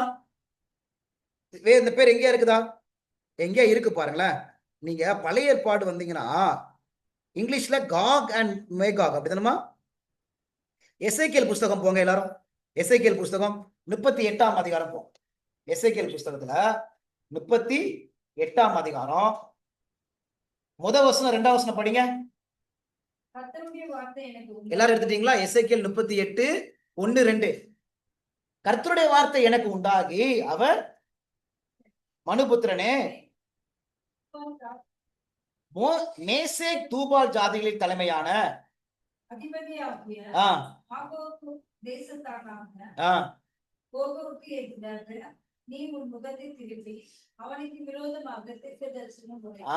ஆண்டவர் சொல்றாரு பாருங்க, நீ யாருக்கு விரோதமா தீர்க்க தரிசனம் செய்யணும்? மாகோக்குக்கும் கோகுக்கும் விரோதமாக நீ என்ன செய்ய? தீர்க்க தரிசனம் உரை. அப்ப ஏன் அவங்களுக்கு விரோதமாக ஆண்டவர் தீர்க்க தரிசனம் உரைன்னு சொன்னாரு பழைய ஏற்பாட்டுல? ஏன்னா அவங்க துன்மார்க்கமா என்ன செஞ்சாங்க? நடந்தாங்க. அதனாலதான் ஆண்டவர் அவங்களுக்கு விரோதமாக தீர்க்க தரிசனம் உரை அப்படின்னு சொன்னார். அப்ப பழைய ஏற்பாட்டுல இந்த இந்த கோகு மாகோகுன்னு ஒரு கூட்டம் இருந்துச்சு. அந்த கூட்டம் எப்படிப்பட்ட கூட்டம்? துன்மார்க்கமான ஒரு கூட்டம். அந்த வார்த்தையை எடுத்து துன்மார்க்கருக்கு அங்க ஒரு துன்மார்க்க கூட்டத்துக்கு அதே பேர் அங்க வைக்கிறாரு. அவ்வளவுதான். கோபமாகனா துன்மார்க்க கூட்டம். அந்த கூட்டத்தை பேரை எடுத்து அங்க கொண்டு என்ன செய்யறாரு? வைக்கிறார். அவ்வளவுதான். புரிஞ்சுக்க முடியுதுங்களா? இப்ப எதுக்குப்பா அந்த வார்த்தையை பயன்படுத்தினாருன்னு? சரிங்களா? அப்ப அவங்க துன்மார்க்கரு. அதனாலதான் வானத்துல என்ன வந்து அவங்களை அழிச்சிச்சு? அக்கினி வந்து அவங்கள அழிச்சிச்சு. சரிங்களா? அவங்கதான் ஜீவ புஸ்தகத்தில் பேர் எழுதப்படாதவங்க. அவங்கதான் அருவருப்பான காரியத்தை செய்யக்கூடியவங்க, கொலைபாதகர், சூனியக்காரர், விபச்சாரக்காரரு. அதனாலதான் இந்த கூட்டத்தை ஆண்டவர் கோகோகமாகும் என்று சரி என்ன செய்றாங்க? அழைக்கிறாங்க. சரி, இப்ப அக்கினி வந்து அழிச்சிச்சு, அப்படித்தானே? அக்கினி வந்து அழிச்சிச்சு. இந்த அக்கினில யாரெல்லாம் இருந்தா? இந்த துன்மார்க்கர் இருந்தாங்க. வேற யார் இருந்தான்னு படிச்சோம்? நம்ம வேற யார் இருந்தான்னு படிச்சோம்? சாத்தானோ தூதன் படிச்சோமா இல்லையா? என்ன மறந்துட்டீங்களா? அதுக்குள்ள வெளிப்படுத்தல் 20ஆம் அதிகாரத்துல 10ஆம் வசனம் படிச்சோம்ல, மேலும் அவர்களை மோசம் போக்கின பிசாசானவன் மிருகமும் கள்ளத்திற்குமா இருக்கிற இடமாகிய அக்கினியும் கந்தவுமான கடலிலே தள்ளப்பட்டான். அப்ப இந்த அக்கினியில சாத்தானும் அழிக்கப்படுறானா இல்லையா? அழிக்கப்படுறானா இல்லையா? சரி, இப்ப இந்த அக்கினி வந்து எங்க வருது? இந்த அக்கினி எங்க வருது இந்த அக்கினி? அந்த வசனம் 8ஆம் வசனம் பாருங்களேன். பூமியின் 4 திசைகளும் உள்ள ஜாதிகளாகிய அப்படின்னு வருதா? பூமியின் 4 வெளிப்படுத்தல 20:8 எல்லாம் பாருங்க. பூமியின் 4. அப்ப எங்க அக்கினி வருது? பூமி கீழே வருதா, பூமிக்கு மேல வருதா? பூமியின் அப்படின்னு வருது. சரிங்களா? இப்ப இங்கிலீஷ்ல அந்த வசனமா இந்த வசனம் எங்க இருக்கு பாருங்க. they went up 7, 8, 9ல இந்த வசனம் வருதான் பாருங்க. and they went up on the breadth of the earth. on the breadth of the earth வருதா? எந்த வசனம்? 9ஆம் வசனம் பாருங்க. 9ஆம் வசனத்துல அவர்கள் பூமி எங்கும் பரம்பி அப்படின்னு இருக்காமா? பூமி எங்கும் பரம்பினா எங்க? பூமிக்குள்ள போய் பரம்புனாங்களா? பூமி எங்கும் பரம்பினா என்ன அர்த்தம்? வசனம் இங்கிலீஷ்ல படிச்சோம். On the breath of the earth அப்படின்னு சொல்லப்படுது. இவங்க எல்லாருமே இதுக்கு முன்னாடி எங்க இருந்தாங்க? சரி, இப்படி கேக்குறேன். இவங்க எல்லாருமே அக்கினியை என்ன செய்யறாங்க? பெறாங்க. அப்படின்னா ஆக்கின பெறாங்க. ஆக்கிறதுக்கு முன்னாடி அவங்க எங்க இருப்பாங்கன்னு வசனம் சொல்லிச்சு. யோவான் 5ல படிச்சல்ல, எங்க இருப்பாங்க? பிரேத குழியில இருப்பாங்க. பிரேத குழியில இருந்து எழும்புவாங்க அப்படின்னு சொல்லு. பிரேத குழியில இருந்து எழும்பி அவங்க பனிஷ்மெண்ட ஆக்கினையை அவங்க என்ன செய்வாங்க? பெறுவாங்க. அப்படின்னா இவங்க இப்ப எங்க இருக்கிறாங்க? எங்க இருக்கிறாங்க? பூமிக்கு மேல. இப்ப உயிர் தெழுந்தாச்சு. கீழே இருந்தவங்க உயிர் தெழுந்து பூமியெல்லாம் என்ன செய்யறாங்க? பரவுறாங்க. மணல் தனையா பரவுறாங்க. அந்த சமயத்திலையும் திருந்துறாங்களா? இல்ல. அந்த சமயத்திலையும் கர்த்தருடைய பாளையத்தை வளைக்கிறதுக்கு அவங்க போராடுறாங்க. எப்படியாவது பிடிச்சிடணும் அப்படின்னு செய்யறாங்க. அந்த சமயத்துல வானத்துல இருந்து அக்கினி வந்து அவங்க என்ன செஞ்சிருச்சு? எரிச்சிருச்சு. சரி, தமிழ் பைபிள்ல அந்த ஆண் என்ற வார்த்தை நமக்கு தெளிவா வரமாட்டுது. அதனால ஒரு வசனம் படிக்க போறோம். சரிங்களா? சாத்தானை குறித்து ஒரு அதிகாரம் பேசுது. எந்த அதிகாரம் சாத்தானை குறித்து சொல்லுது? ஏசாயா 14ஆம் அதிகாரம். இன்னொரு அதிகாரம் இருக்கு. இன்னொரு அதிகாரம் ஏசாயா 14. இன்னொரு அதிகாரம் சாத்தானை குறித்து பழைய ஏற்பாடு சொல்லுது. எல்லாரும் போங்க எசேக்கியேல் புஸ்தகத்துல, மறந்துடக்கூடாது. சரிங்களா? எசேக்கியேல்ல 28ஆம் அதிகாரம் போங்க. 28ஆம் அதிகாரம் போங்க. சாத்தானை குறித்து இந்த அதிகாரம் என்ன சொல்லுது பாருங்களேன். 28ஆம் அதிகாரத்துல சரி 13வது வசனத்துல எல்லாரும் எடுத்துருங்க. சாத்தானை குறித்து பழைய ஏற்பாட்டுல எந்த அதிகாரம் எல்லாம் பேசுதுன்னா ஏசாயா 14, எசேக்கியேல் 28 நம்ம சொல்லணும். சரிங்களா? இப்ப எசேக்கியேல் 28ல 13ஆம் வசனம் பாருங்க. நீ தேவனுடைய தோட்டமாகிய ஏதேனில் இருந்தவன் இருக்கா? சரிங்களா? அப்ப ஏதேன்ல இருக்கிறானா? அப்புறம் 14வது வசனம், நீ காப்பாற்றுகிறதற்காக அபிஷேகம் பண்ணப்பட்ட கேரு. அப்ப ஒரு தூதனா இல்லையா? ஒரு தூதனா. அவன் எங்க இருந்தான்? ஏதேன்ல இருந்தான். சரி, 14ல நீ காப்பாற்றுவதற்கு அபிஷேகம் பண்ணப்பட்ட கேரு, தேவனுடைய பசுத்த பர்வதத்தில் உன்னை வைத்தேன். ஹோலி மவுண்டெயின்ல இருந்தான் இருக்காமா? சரி, அப்ப காட் எப்படி டிஸ்கிரைப் பண்றாரு பாருங்க. காட் எப்படி சொல்றாரு? ஏதேன்ல இருந்தப்பா, நீ ஒரு தேவதூதனா இருந்த. இன்னொன்னு எங்க இருந்த? எங்க வச்ச உன்னைய? ஹோலி மவுண்டன், பரிசுத்த பர்வதத்துல, பரலோகத்துல வைத்தேன் அப்படின்னு சொல்றாரு. சரி, வேற என்ன செஞ்சான்? 16வது வசனம், உன் வியாபாரத்தின் மிகுதியினால் உன் கொடுமை அதிகரித்து நீ என்ன செஞ்ச? பாவம் செஞ்சாய் சொல்றாரா? அப்ப உன் வியாபாரத்தின் மிகுதியினால நீ என்ன செஞ்சிட்ட? பாவம் செஞ்சிட்ட. அப்ப இது யாரு? இந்த 4 பாயிண்ட் வச்சு சொல்லுங்க. இது யாரு? ஏதேனில் இருந்தானா? அவன் ஒரு தூதனா? பரலோகத்துல இருந்தானா? வியாபாரம் செஞ்சானா? வியாபாரம்னா கபாப் வியாபாரம், பானிபூரி வியாபாரம்லாம் இல்ல. பரலோகத்துல அவன் செஞ்ச வியாபாரம் என்ன அப்படின்னா, ஆண்டவரை பத்தி தப்பு தப்பா சொல்லணும், கோல் சொல்றது. இதுதான் வியாபாரம். சரிங்களா? இப்ப ஒருத்தங்க இன்னைக்கு வியாபாரம் செய்யணும் அப்படின்னா என்ன செய்வாங்க? அவங்க இப்ப இவங்களும் பானிபூரி வைக்கிறாங்க, அவங்களும் பானிபூரி வைக்கிறாங்க. என்ன சொல்லுவாங்க? இப்ப இவங்க ப்ராடக்டை வளர்க்கறதுக்கு என்ன சொல்லுவாங்க? அங்கேயா போறீங்க? ருசியே இருக்காது, எந்த தண்ணியை கொண்டு வரானோ அப்படின்னு இவங்க வியாபாரம் பண்ண ஆரம்பிச்சிடும். கோல். அது மாதிரி சாத்தானுக்கு ஆசை என்னன்னா, உன்னதமானவருக்கு ஒப்பாகணும். அப்படித்தானே? லைக் த மோஸ்ட் கை, உன்னதமானவருக்கு ஒப்பாகணும் என்பதனால ஆண்டவரை குறித்து தப்பு தப்பா வியாபாரம் பண்ணார். சரிங்களா? அப்ப இந்த 4 பாயிண்ட் படிச்சோம். அவ ஏதேன்ல இருந்தான், அவ ஒரு கேருபு, பரலோகத்துல இருந்தான், வியாபாரம் பண்ணி பாவம் செஞ்சான். அப்படின்னா அவன் யாரு? அது யாரு? சாத்தான். சாத்தான். இப்ப இவனை குறித்து சொல்லும்போது இவன் எப்படி அழிக்கப்படுவான்னு ஆண்டவர் சொல்றாரு. சரிங்களா? இப்ப எல்லாரும் அப்படியே 17 வசனம் படிங்க. 17, 18 படிங்க. உன் அழகினால் உன் இருதயம் எதால மேட்டிமையாயிருச்சுமா? அதனாலதான் சில பேர் ஆண்டவர் இப்ப அழகே கொடுக்கறது கிடையாது. பிரச்சனையே இதுதான். இவன் அழகா இருந்து உலகத்துல சந்தோஷமா இருக்கிறான், ஆனா பரலோகத்துக்கு வர மாட்டான். அதான் பிரச்சனையே. புரிஞ்சுக்க முடியுதுங்களா?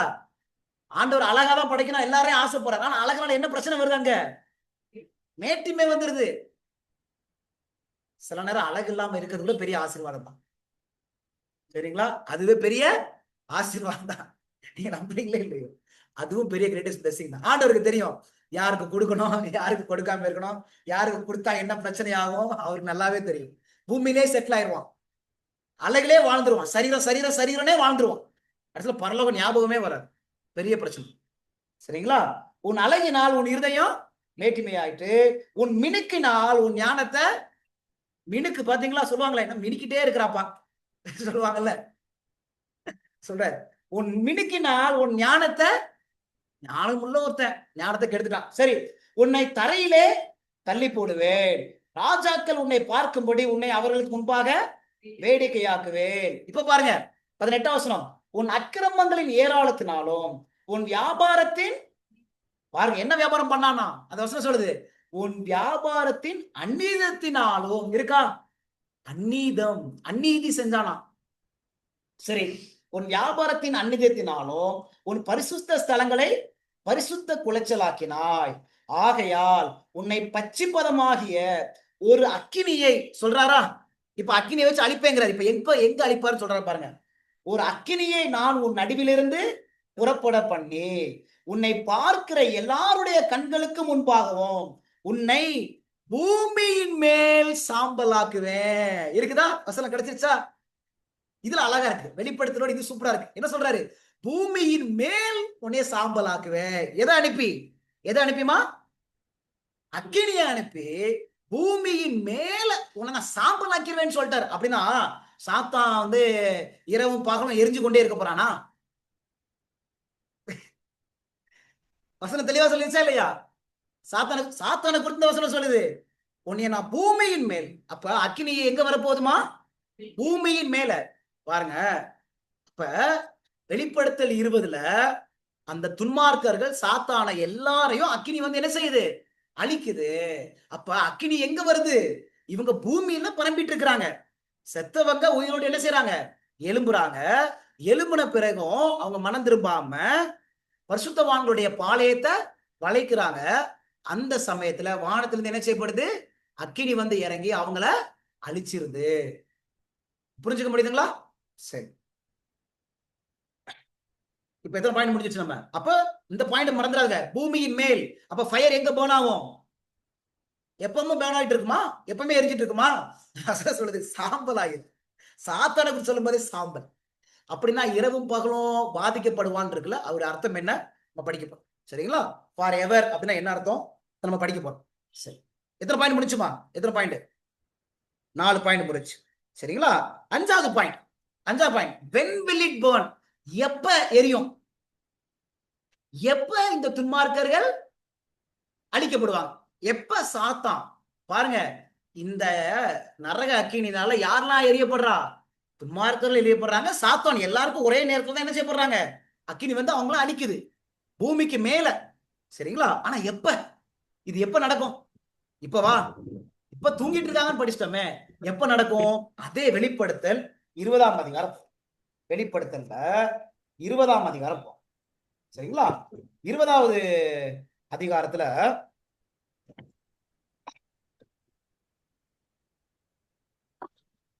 ஒரு வசனம்.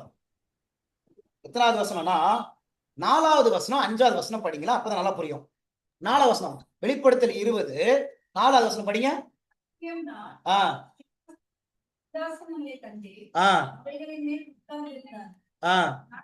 கொடுக்கும்படி அவர்களுக்கு அதிகாரம் அளிக்கப்பட்டது. இயேசுவை பற்றிய சாட்சி நிமித்தம், தேவனுடைய வசனத்தின் நிமித்தம் சிந்தசேதம் பண்ணப்பட்டவர்களுடைய ஆத்துமாக்களையும் மிருகத்தையாவது அதன் சொலுபத்தையாவது வணங்காமலும் தங்கள் நெற்றியிலும் தங்கள் கையிலும் அதன் முத்திரையை தரித்துக் கொள்ளாமல் ம், இருந்தவர்களையும் கண்டேன். ம். அவர்கள் உயிர்த்து கிறிஸ்துவுடனே கூட 1000 வருஷம் அரசாண்டார்கள். சரி, இங்க யாரை குறித்து பேசுது? 4வது வசனம் நீதிமான்களை குறித்து பேசுது, அப்படிதானமா? இந்த நீதிமான்களை குறித்து பேசும்போது அவங்க இயேசுவுடனே கூட எத்தனை வருஷம் அரசாள்வாங்களாம்? 1000 வருஷம் நம்ம என்ன செய்வாங்க? அரசாள்வோம். இந்த 1000 வருஷத்தை குறித்து நம்ம பின்னாடி ஆழமா படிக்க போறோம். சரிங்களா? இப்ப கொஞ்சம் டச் பண்ணி விடுறேன். அப்ப இது யாரு? நீதிமான்கள். இவங்க எங்க போயிடுறாங்க? இயேசுவோடு கூட பரலோகத்துக்கு போறாங்க.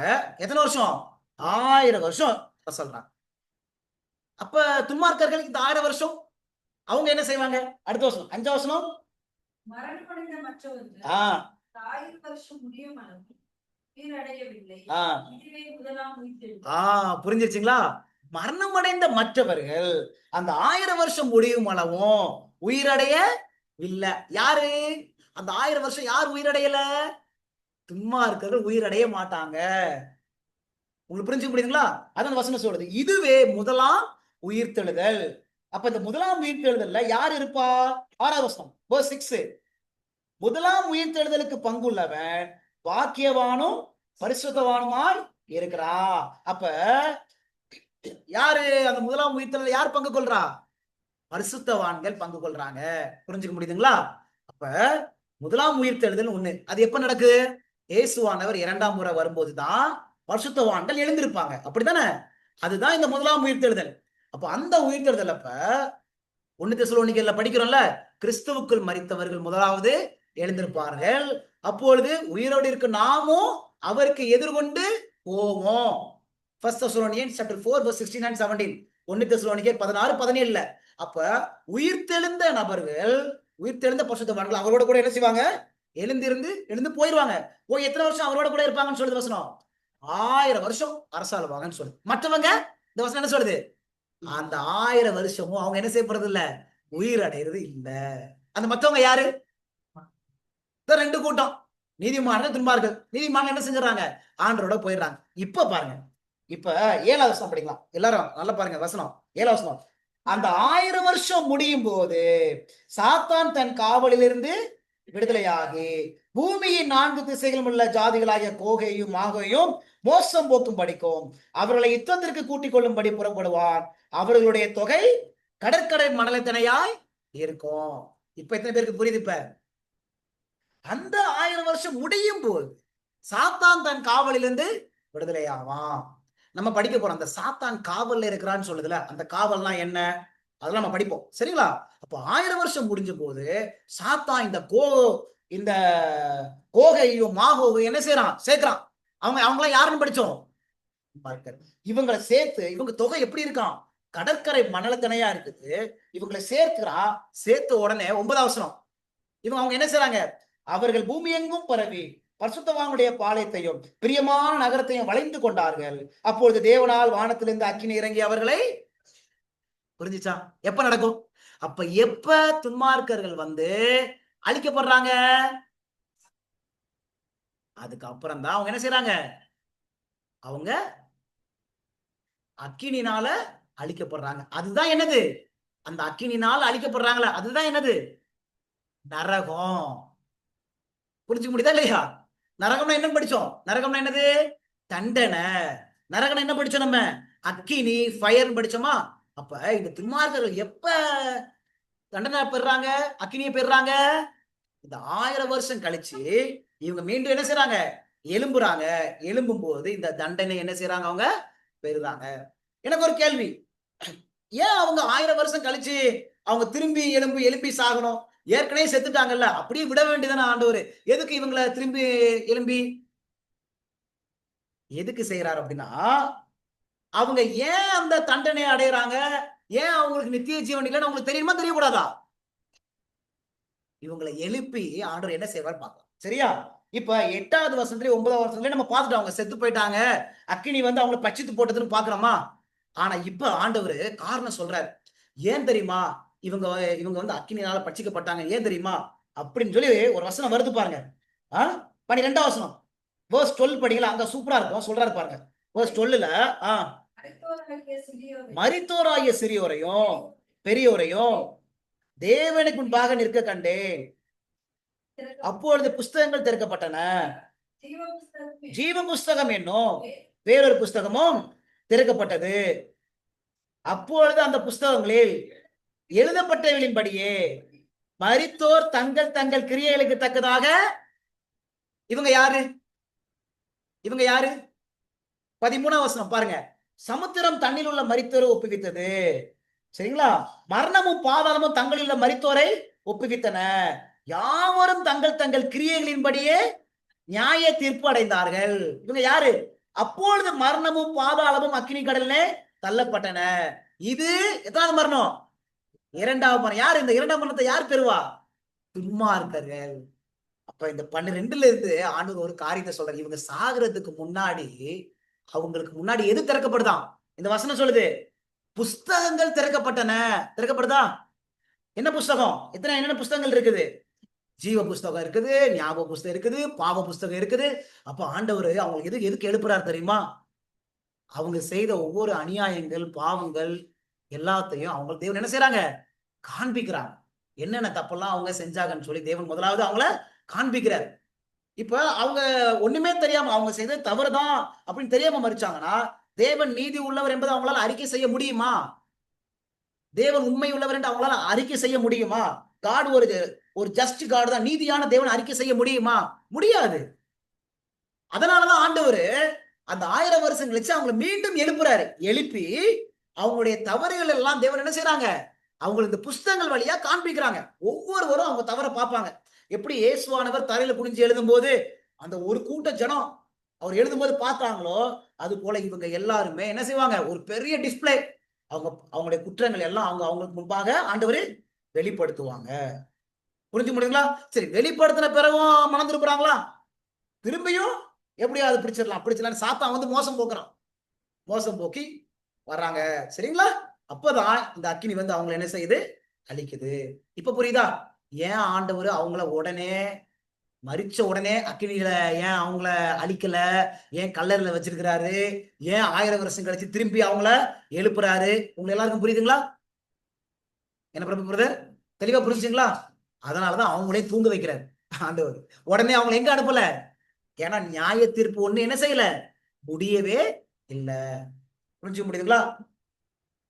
உங்களுக்கு ஏற்கனவே சொல்லி கொடுத்துருக்கேன்ல, ஏன் நீதிமான்களும் துன்மார்க்கர்கள் அவங்க மரிச்ச பிறகு நேரடியா கல்லறையில ஓய்ந்திருக்கிறாங்க அப்படின்னா, நியாய தீர்ப்பு ஒண்ணா என்ன முடியல. நியாய தீர்ப்புலதான் முடிவாகும். யாருக்கு? பரலோகம். யாருக்கு? எரிநரகம். எரிநரகம் என்பது முடிவாகும். சரிங்களா? எத்தனை பாயிண்ட் பார்த்துட்டோம்? லாஸ்ட் ஒரு பாயிண்ட். சரிங்களா?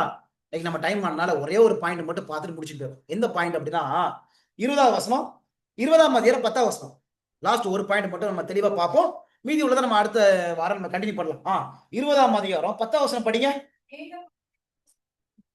மேலும் அவர்கள் மோசம் போக்கின பிசாசானவன் மிருகமோ கள்ள தீர்க்கதரிசிகளுமா இருக்கிற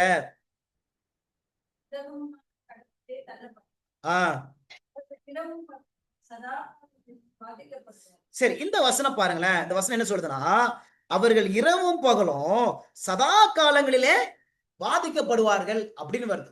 அப்ப எல்லாரும் என்ன சொல்றாங்கன்னா, சதா காலம் அப்படின்னு என்ன அர்த்தம்? சதா காலம்னா ஃபார் எவர் அண்ட் எவர். இங்கிலீஷ்ல எவர் அண்ட் எவர் இருக்கும். அப்ப எப்போதுமே அப்படின்னா சாத்தா இந்த துன்மார்க்கர்கள்லாம் சதா காலங்களும் பாதிக்கப்படுவாங்க அப்படின்னு சொல்றாங்க. ஆனா உங்களை நான் சிந்திக்க வைக்கிறேன். கொஞ்சம் முதலாவது சிந்திக்க வைக்கிறேன். என்ன சிந்திக்க வைக்கிறேன்னா, இப்ப இந்த வசனத்துக்கு அப்புறம் 11ஆம் வசனம் வருது. சரி, எங்க பாதிக்கப்படுவாங்க? இப்ப சதா காலம் பாதிக்கப்படணும்னா எங்க பாதிக்கப்படணும்? அவங்க கரெக்ட், பூமிக்கு மேலதான் அவங்க சதா காலமும் பாதிக்கப்படும். ஒத்துக்கிறீங்களா இல்லையா? சரி, இந்த வசனத்தை நம்ம சதா காலம் என்றென்றைக்கும் அப்படின்னு எடுத்தா பிரச்சனை இருக்கு. என்ன பிரச்சனை தெரியுமா? அடுத்த வசனம் பாருங்க, 11ஆம் வசனம். பின்பு நான் பெரிய வெள்ளை சிங்காசனத்தையும் அதன் மேல் வீற்றிருக்கிறவரையும் கண்டேன். அவருடைய சமூகத்திலிருந்து பூமியும் வானமும் அகன்று போயின. அவைகளுக்கு இடம் காணவில்லை. என்ன சொல்றாரு? பூமியும் வானமும் அகன்று போயின. இப்ப சதா காலமும் அவங்க பாதிக்கப்படுறாங்கன்னா அப்புறம் எப்படி இந்த பூமியும் வானமும் அகண்டு போகும்? அகண்டு போக கூடாதுல்ல. கரெக்டா இல்லைங்களா? அடுத்த வசனம் பாருங்க, 21ஆம் அதிகாரத்துல முதல் வசனம் பாருங்க.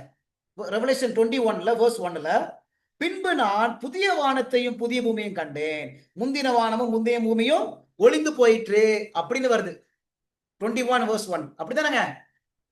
அப்ப இது ஏற்கனவே அவங்க சதா காலமும் வாதிக்கப்பட்டு இருக்காங்கன்னா, அந்த பூமிக்கு மேல அவங்க எரிஞ்சு கொண்டே இருக்கிறாங்கன்னா, அப்புறம் எப்படி புதிய வானம் புதிய பூமி எப்படி வரும்?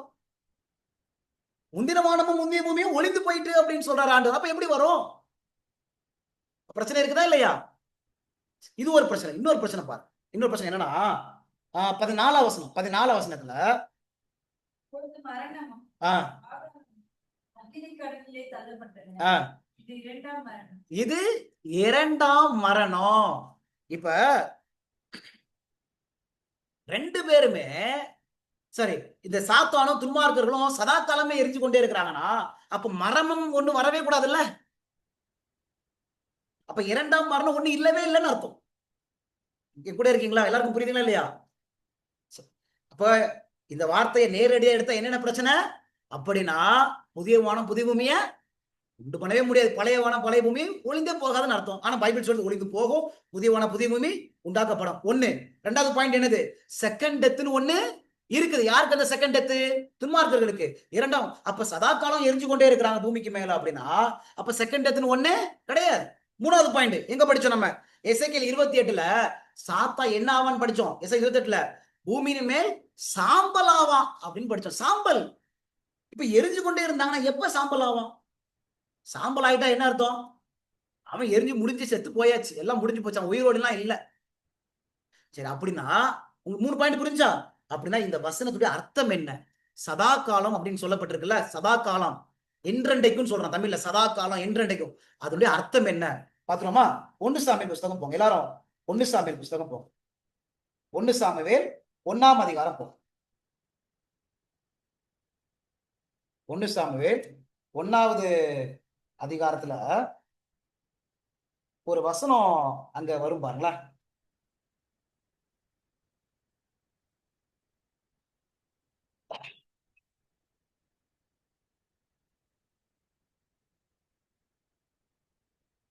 சாமுவேல்ல அன்னாள் சாமுவேலை குறித்து சொல்லும் போது 22ஆம் வசனம். 1 சாமுவேல் 1:22 படிங்க. அன்னாள் கூட போகவில்லை, அவள் பிள்ளை பால் மறந்த பின்பு அவன் கர்த்தரின் சந்நிதியிலே காணப்படவும். சரி, அந்த வார்த்தை தான் அங்கே எப்பொழுதும் இருக்கவும். இங்கிலீஷ்ல அந்த வசனம் எப்படி வருது தெரியுங்களா? எப்பொழுதும் இருக்கவும் வருது. இங்கிலீஷ்ல அந்த வசனத்தை வாசிங்க. verse 22ல இங்கிலீஷ்ல என்னமா வருது? ஃபார் எவர், என்றென்றைக்கும் அப்படின்னு அர்த்தம். அண்ணால் சொல்றாங்க சாமுவேல் எப்பொழுதும் ஆண்டுடைய சந்நிதியில இருக்கணும். இப்ப இந்த வசனத்தை எப்பொழுதும் அப்படின்னா இங்கிலீஷ் பைபிள்ல என்றென்றைக்கும் சதா காலமும் அப்படின்னா சாமுவேல் இன்னும் சதா காலமும் அவர் தேவனுடைய சன்னிதானத்துல இருக்கிறாரு. சரி, அப்படின்னா அண்ணால் சொன்ன வார்த்தைக்கு என்ன அர்த்தம் அப்படின்னா 28ஆம் வசனம் படிங்க. 28ஆம் வசனம் verse 28. ஆகையால் அவன் கர்த்தருக்கு கேட்கப்பட்டபடினாலே அவன் உயிரோடு இருக்கும் சகல நாளும் அவனை கர்த்தருக்கு ஒப்பு கொடுக்கிறேன். இருக்குங்களா? என்ன வருது? உயிரோடு இருக்கும் சகல நாட்கள். இங்கிலீஷ்ல என்ன வருது? இங்கிலீஷ்ல அழகா இருக்கும். as long as he liveth. உயிரோடு இருக்கும் சகல நாட்கள். அப்ப அண்ணால் சொல்றாங்க எப்பொழுதும் தேவனுடைய சன்னிதானத்துல இருக்கணும் அப்படின்னா என்ன அர்த்தம்? எப்பொழுதும் ஃபார் எவர் அப்படின்னா என்ன அர்த்தம்? உயிரோடு இருக்கும் சகல நாட்கள். புரியுதுங்களா? திருப்பியும் அண்ணால் இந்த வார்த்தையை பயன்படுத்துவாங்க பாருங்க. எங்க இருக்கு அப்படின்னா 11ஆம் வசனம் verse 11ல பாருங்க. verse 11ல சேனைகளின் கர்த்தாவே தேவரீர் உம்முடைய அடியாளின் சிறுமையை கண்ணோக்கி பார்த்து உம்முடைய அடியாளை மறவாமல் நினைத்தருளே. உமது அடியாளுக்கு ஒரு ஆண் பிள்ளையை கொடுத்தால் அவன் உயிரோடு இருக்கும் சகல நாளும் நான் அவனை கர்த்தருக்கு ஒப்பு கொடுப்பேன். இருக்குதுங்களா? உயிரோடு இருக்கும் சகல நாள் அப்படின்னா எப்பொழுதும் ஃபார் எவர் அண்ட் எவர்னா என்ன அர்த்தம்? until that person alive. சரிங்களா? இப்ப நம்ம கூட கல்யாணத்துக்கு நம்ம போனோம், யாரையாவது வாழ்த்தணும்னா எப்படி வாழ்த்துவோம்? நீங்க என்றென்றைக்கும் நல்லா இருப்பீங்க, நீங்க எப்போதுமே நல்லா இருப்பீங்க, நீங்க சகல நாளும் நல்லா இருப்பீங்க for ever and ever, God bless you for ever and ever சொல்லுமா சொல்ல மாட்டோமா? அப்படின்னு என்ன அர்த்தம்? அவங்க சாகவே மாட்டாங்கன்னு அர்த்தமா? அப்படி இல்ல. அவங்க இந்த பூமியில உயிரோடு இருக்கிற வரைக்கும் அவங்க நல்ல சுகமா ஆசீர்வாதமா இருக்கணும். இந்த வார்த்தை எல்லாம் எங்க இருந்து எடுத்து தெரியுமா? பைபிள்ல இருந்து எடுத்து.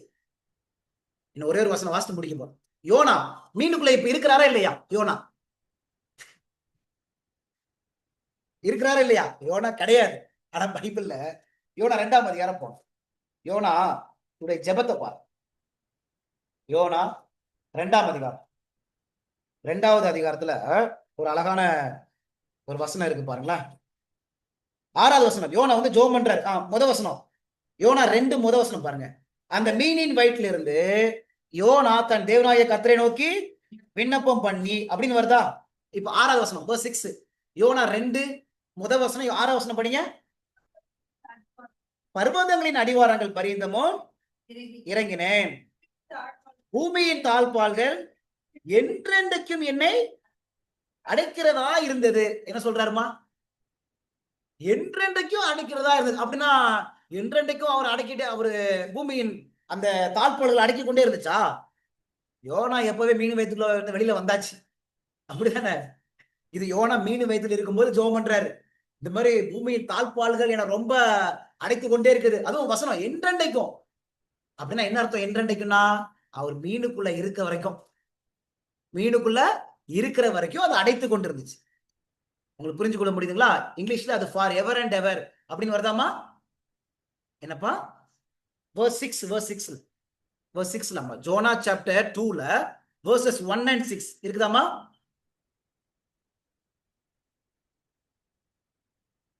என்னப்பா கிடைச்சா? இருக்குதாமா? பிள்ளைங்களா படிக்கிறீங்களாடா வசனத்தை? என்றென்றைக்கும் ஃபார் எவர் அண்ட் எவர் இருக்குதா இல்லையா?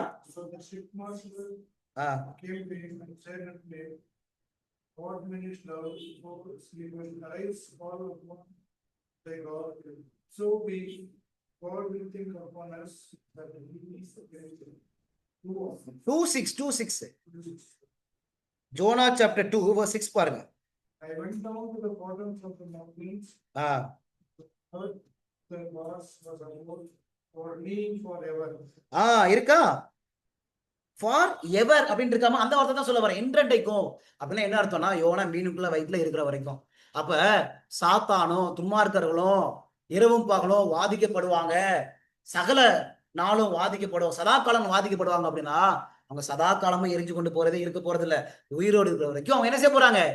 எரிக்கப்பட போறாங்க. இப்ப புரிஞ்சுக்க முடியுதுங்களா? அதுக்கப்புறம் எது உண்டாக்கப்படும்? முந்தின வானம் முந்தின பூமி ஒளிந்து போகும், புதிய வானம் புதிய பூமி உண்டாக்கப்படும். அதுக்கப்புறம் 2ஆம் மரணம் நடக்கும், சாம்பலாக்கப்பட்டுருவாங்க. புரிஞ்சுக்க முடியுதுங்களா? இந்த பேர் புரிஞ்சு. இப்ப அப்ப துன்மார்க்கர்கள்லாம் அவங்க என்ன செய்யறது கிடையாது, அவங்க எரிந்து கொண்டே இருக்கிறது கிடையாது. சரிங்களா? நீங்க வீட்டுல போய் ஒரு வசனத்தை வாசிங்க, நீங்க எழுதி வச்சுக்கங்க. மல்கியா புஸ்தகத்துல 4ஆம் அதிகாரத்துல, மல்கியா புஸ்தகத்துல 4ஆம் அதிகாரத்துல முத வசனம், 2வது வசனம், 3ஆவது வசனம் ஆண்டவர் துன்மார்க்கரை பத்தி சொல்லுவாரு. அவங்க சாம்பலாயிருவாங்க அப்படின்னு சொல்லுவாரு. மல்கியா, மலாச்சி சாப்டர் 4 verses 1, 2 and 3.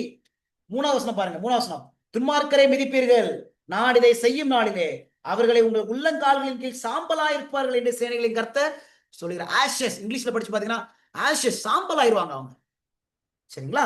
சரி, எத்தனை பேருக்கு புரிஞ்சு? அப்ப இவ்வளவு புரிஞ்சுச்சா? இன்னைக்கு எத்தனை பாயிண்ட் பார்த்தோம் நம்ம? 6 பாயிண்ட்ஸ். 6வது பாயிண்ட் டாபிக் என்ன போட்டிருக்கீங்க? ஃபார் எவர் அப்படின்னா என்ன அர்த்தம்? சரிங்களா? சதா காலம், என்றென்றைக்கும் அப்படின்னா அதுக்கு என்ன அர்த்தம் சொல்லி அதை மாத்தம் பார்த்துருக்கோம்.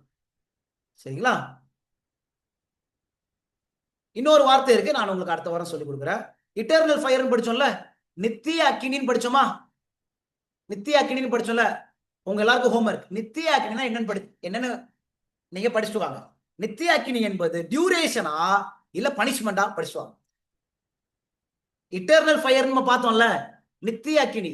இந்த நித்திய அக்கினியை வச்சுதான் ஆண்டவர் சோதம் கொமோராவை ஆண்டவர் அழிச்சாரு. இப்ப சோதம் கொமோரா எரிச்சிட்டு இருக்கா? அவர் சொல்றது புரியுதுங்களா? பைபிள்ல நித்திய அக்கினியால துன்மார்க்கர் அழிப்பேன் ஆண்டவர் சொல்றாரு. சில பேர் அப்படி என்ன புரிஞ்சுட்டு இருக்காங்க, அந்த அக்கினி வந்து நித்தியமா இருக்கும் அப்படின்னு சொல்றாங்க. ஆனா நித்திய அக்கினி என்பது டியூரேஷன் கிடையாது, பனிஷ்மெண்ட். அந்த தண்டனை, அந்த ஃபயர் அவங்கள நித்தியமா அவங்கள என்ன செஞ்சிடும், அழிச்சிரும். இதுக்கு மேல அவங்க திருப்பி என்ன செய்ய போறது கிடையாது, எழும்ப போறதே கிடையாது. அதுதான் அந்த நித்திய அக்கினியினுடைய அர்த்தம். சரிங்களா? அந்த வசனம் எங்க படிச்சோம், நம்ம நித்திய அக்கினி வசனம் எங்க படிச்சோம்? நான் சொன்னேன் இட்டர்னல் ஃபயர் அப்படின்னு நான் சொன்னேன், ஞாபகம் இருக்குங்களா? இட்டர்னல் ஃபயர் அப்படின்னு சொன்னேன். ஒரு வசனம் படிச்சோமே நம்ம,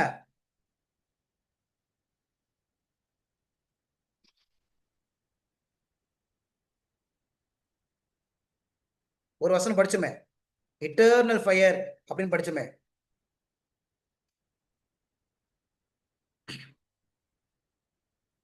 எவர்லாஸ்டிங் ஃபயர். ஐ திங்க் நம்ம இதுல தமிழ் பைபிள்ல நித்திய அக்னின்னு வரும், இங்கிலீஷ்ல ஞாபகம் இருக்கா அந்த வசனம்? மத்தேயு 25:41 படிச்சோம்ல, பிசாசுக்காகவும் தூதர்களுக்காகவும் ஆயத்தம் பண்ணப்பட்டிருக்கிற நித்திய அக்கினியில இருக்காமா அந்த வசனம்? சரி, அது அந்த நித்திய அக்கினினா என்ன அப்படின்னா, நீங்க ஒரு வசனம் எழுதி வச்சுக்கோங்க, ஜூட் 7th verse. அவ்வளவுதான், ஜூட் 7th verse. இது 7th பாயிண்ட் போட்டுக்கங்க. 7th பாயிண்ட்ல 7வது பாயிண்ட்ல எவர்லாஸ்டிங் ஃபயர். எவர்லாஸ்டிங் ஃபயர் எந்த வசனம் எடுப்பீங்க? மத்தேயு 25ஆம் அதிகாரம் 41ஆம் வசனத்துல என்ன சொல்லுது? நித்திய அக்கினி அப்படின்னு வார்த்தை வருதா? நித்திய அக்கினினா என்ன அர்த்தம் அப்படின்னா, நித்தியமா அக்கினி எரிஞ்சு கொண்டே போகுது அப்படி அர்த்தம் கிடையாது. எப்படி சொல்றோம் அப்படின்னா, ஜூட் 7ல ஆண்டவர் சோதம் குமாராவை எப்படி அழிச்சாராம் தெரியுமா? நித்திய அக்கினினால அழிச்சாராம். ஆனா இன்னும் சோதம் குமாரா எரிஞ்சு கொண்டா இருக்குது. அந்த வசனம் வாசி முடிச்சிருங்க. ஜூட் 7 பாருங்க, யூதா 7வது வசனம். யூதா 7ல எல்லாரும் எடுங்க. அந்த இட்டர்னல் ஃபயர்னா என்னன்னு படிக்கலாம். எவர்லாஸ்டிங் ஃபயர்னா யூதா 7வது வசனம், ரெவலேஷனுக்கு முன்னாடி இருக்கு. அப்படியே சோதம் கொமோரா பட்டணத்தார்களும் அவைகளை சூழ்ந்த பட்டணத்தார்களும் அவர்களை போல் விபச்சாரம் பண்ணி அந்நிய மாம்சத்தை தொடர்ந்து நித்திய அக்கினியின் ஆக்கினையை அடைந்து இருக்குங்களா? யூதா 7வது வசனம். எல்லாரும் எந்த வசனம் எடுத்து வச்சிருக்கீங்க? ஜூட் சாப்டர் 7 மா. சாப்டர்ல verse 7. ஜூட்ல ஒரே ஒரு சாப்டர் தான், verse 7ல. பிரபு பிரதர் எடுத்துட்டீங்களா அந்த வசனம்? ஜூட்ல 7th வசனத்துல நீங்க எல்லாரும் என்ன செய்யுங்கன்னா, அந்த மத்தேயு பக்கத்துல அந்த வசனத்தை போட்டு வைங்க, எழுதி வைங்க. மத்தேயு 25:41 பக்கத்துல இந்த ஜூட் 7 அந்த வசனத்தை எழுதி வச்சுக்கோங்க. அப்போ உங்களுக்கு ஈஸியா இருக்கும். நித்திய அக்னினா என்ன அப்படின்னு கேட்டா எல்லாருமே இந்த யூதா 7வது வசனத்தை வாசித்துருங்க. வசனம் இருக்குங்களா அந்த வசனம்? யூதா 1:7ல சோதம் குமாரவை ஆண்டவர் எப்படி அழிச்சாரா அந்த வசனம் சொல்லுது. அப்படின்னா இன்னும் சோதம் குமாரம் எரிஞ்சிட்டு இருக்குதா? நித்திய அக்னினா நித்தியமா அக்னி எரிஞ்சிட்டு இருக்கு அப்படின்னு எடுத்தா அப்ப சோதம் குமாரா இன்னும் எரிஞ்சிட்டு இருக்குதா? இல்ல. அப்ப அந்த வசனுடைய அர்த்தம் என்ன? இட்டர்னல் ஃபயர் அப்படின்னா நாட் இன் டியூரேஷன். அப்படின்னா இட்டர்னலா எரிஞ்சிட்டு இருக்குது அப்படின்னு சொல்ல வரல. அவங்களுக்கு இட்டர்னலா அந்த அக்கினி என்ன செஞ்சிடும், அவங்கள பனிஷ் பண்ணிடும். அப்படின்னா அவங்க இதுக்கு மேல என்ன செய்ய முடியாது. அந்த பனிஷ்மெண்ட் இஸ் இட்டர்னல், அந்த ஃபயர் இஸ் இட்டர்னல், அந்த பனிஷ்மெண்ட் இஸ் இட்டர்னல். அதுக்கு மேல அவங்க திருப்பி எல்லாம் எழும்பி அவங்களுக்கு 2ஆம் வாய்ப்புலாம் கிடைக்காது. புரிஞ்சுக்க முடியுதுங்களா? சரி, அப்ப என்றென்றைக்கும் அப்படின்னா என்ன அர்த்தம் சொல்லி முடிச்சிருங்க. என்றென்றைக்கும் சதா காலம்னா என்ன அர்த்தம்? until they live, உயிரோடு இருக்கிற வரைக்கும் அப்படின்னு அர்த்தம். சரிங்களா? நித்திய அக்னினா எவர்லாஸ்டிங் ஃபயர் அப்படின்னா என்ன அர்த்தம்? அப்படின்னா அவங்க டியூரேஷன் எவ்வளவு காலத்தை சொல்ல வரல. அந்த பனிஷ்மெண்ட் தண்டனை நித்தியம். அதுக்கப்புறம் அவங்களுக்கு 2வது வாய்ப்புலாம் கிடையாது. திரும்பி அவங்க என்ன செய்ய மாட்டாங்க, எழுந்திருக்க மாட்டாங்க. அதனாலதான் அந்த வார்த்தை நித்திய அக்கினின்னு சொல்றாரு. நித்திய அக்கினியை அந்த அக்கினி நித்தியமா இருக்க போவோம் அப்படின்னு எடுத்துக்கிட்டோம் அப்படின்னா சோதம் குமாராவும் என்ன செய்யணும், நித்தியமா இருக்கணும். ஆனா சோதம் குமாரா என்ன செஞ்சிச்சு, ஆண்டவர் நித்தியமா அவங்க அழிச்சிட்டாங்க. அவங்களுக்கு 2வது வாய்ப்புலாம் அவங்களுக்கு கிடையாது. புரிஞ்சுக்க முடியுதுங்களா? அப்ப இந்த சத்தியம் இப்ப நரகத்தை பத்தி புரிஞ்சிருச்சா? இப்ப நரகம் என்பது ஏதாவது உட்கார்ந்து எரிஞ்சிட்டு இருக்கா? இல்ல. சரிங்களா? அப்ப நல்லா புரிஞ்சுக்கங்க. Hell is not a place, hell is an event. சரிங்களா? நரகம் என்பது ஒரு இடம் கிடையாது. நரகம் என்பது ஒரு பனிஷ்மெண்ட், ஒரு சம்பவம். சரிங்களா? ஒரு அக்கினி. அதை நீங்க நல்லா புரிஞ்சுக்கங்க. Hell is not a place. சரிங்களா? Hell is a fire, it is a punishment. It is an event. ஒரு சம்பவம் ஒண்ணு என்ன செய்ய போகுது, நடக்க போகுது. அததான் ஆண்டவர் அங்க சொல்றாரு. ஆனா ஆண்டவருக்கு அதுல யாரெல்லாம் போயிடக்கூடாது, யாரெல்லாம் போயிடக்கூடாது. அது சாத்தானுக்கும் தூதர்களுக்காக வச்சிருக்கிறாரு. நம்ம யாரும் போயிடக்கூடாது. அதுக்காக தான் அவருடைய சொந்த குமாரனை நமக்காக கொடுத்தாங்க. நம்ம சாகக்கூடாது அப்படின்னு தேவன் விரும்புறாரு. அதனால ஒரு அப்பாக்கு அவங்கள பிள்ளைங்களை கொல்லணும் கொல்லணும் கொல்ற சூழல் வந்துச்சுன்னா அவருக்கு எவ்வளவு மனசு கஷ்டமா இருக்கும் யோசிச்சு பாருங்க.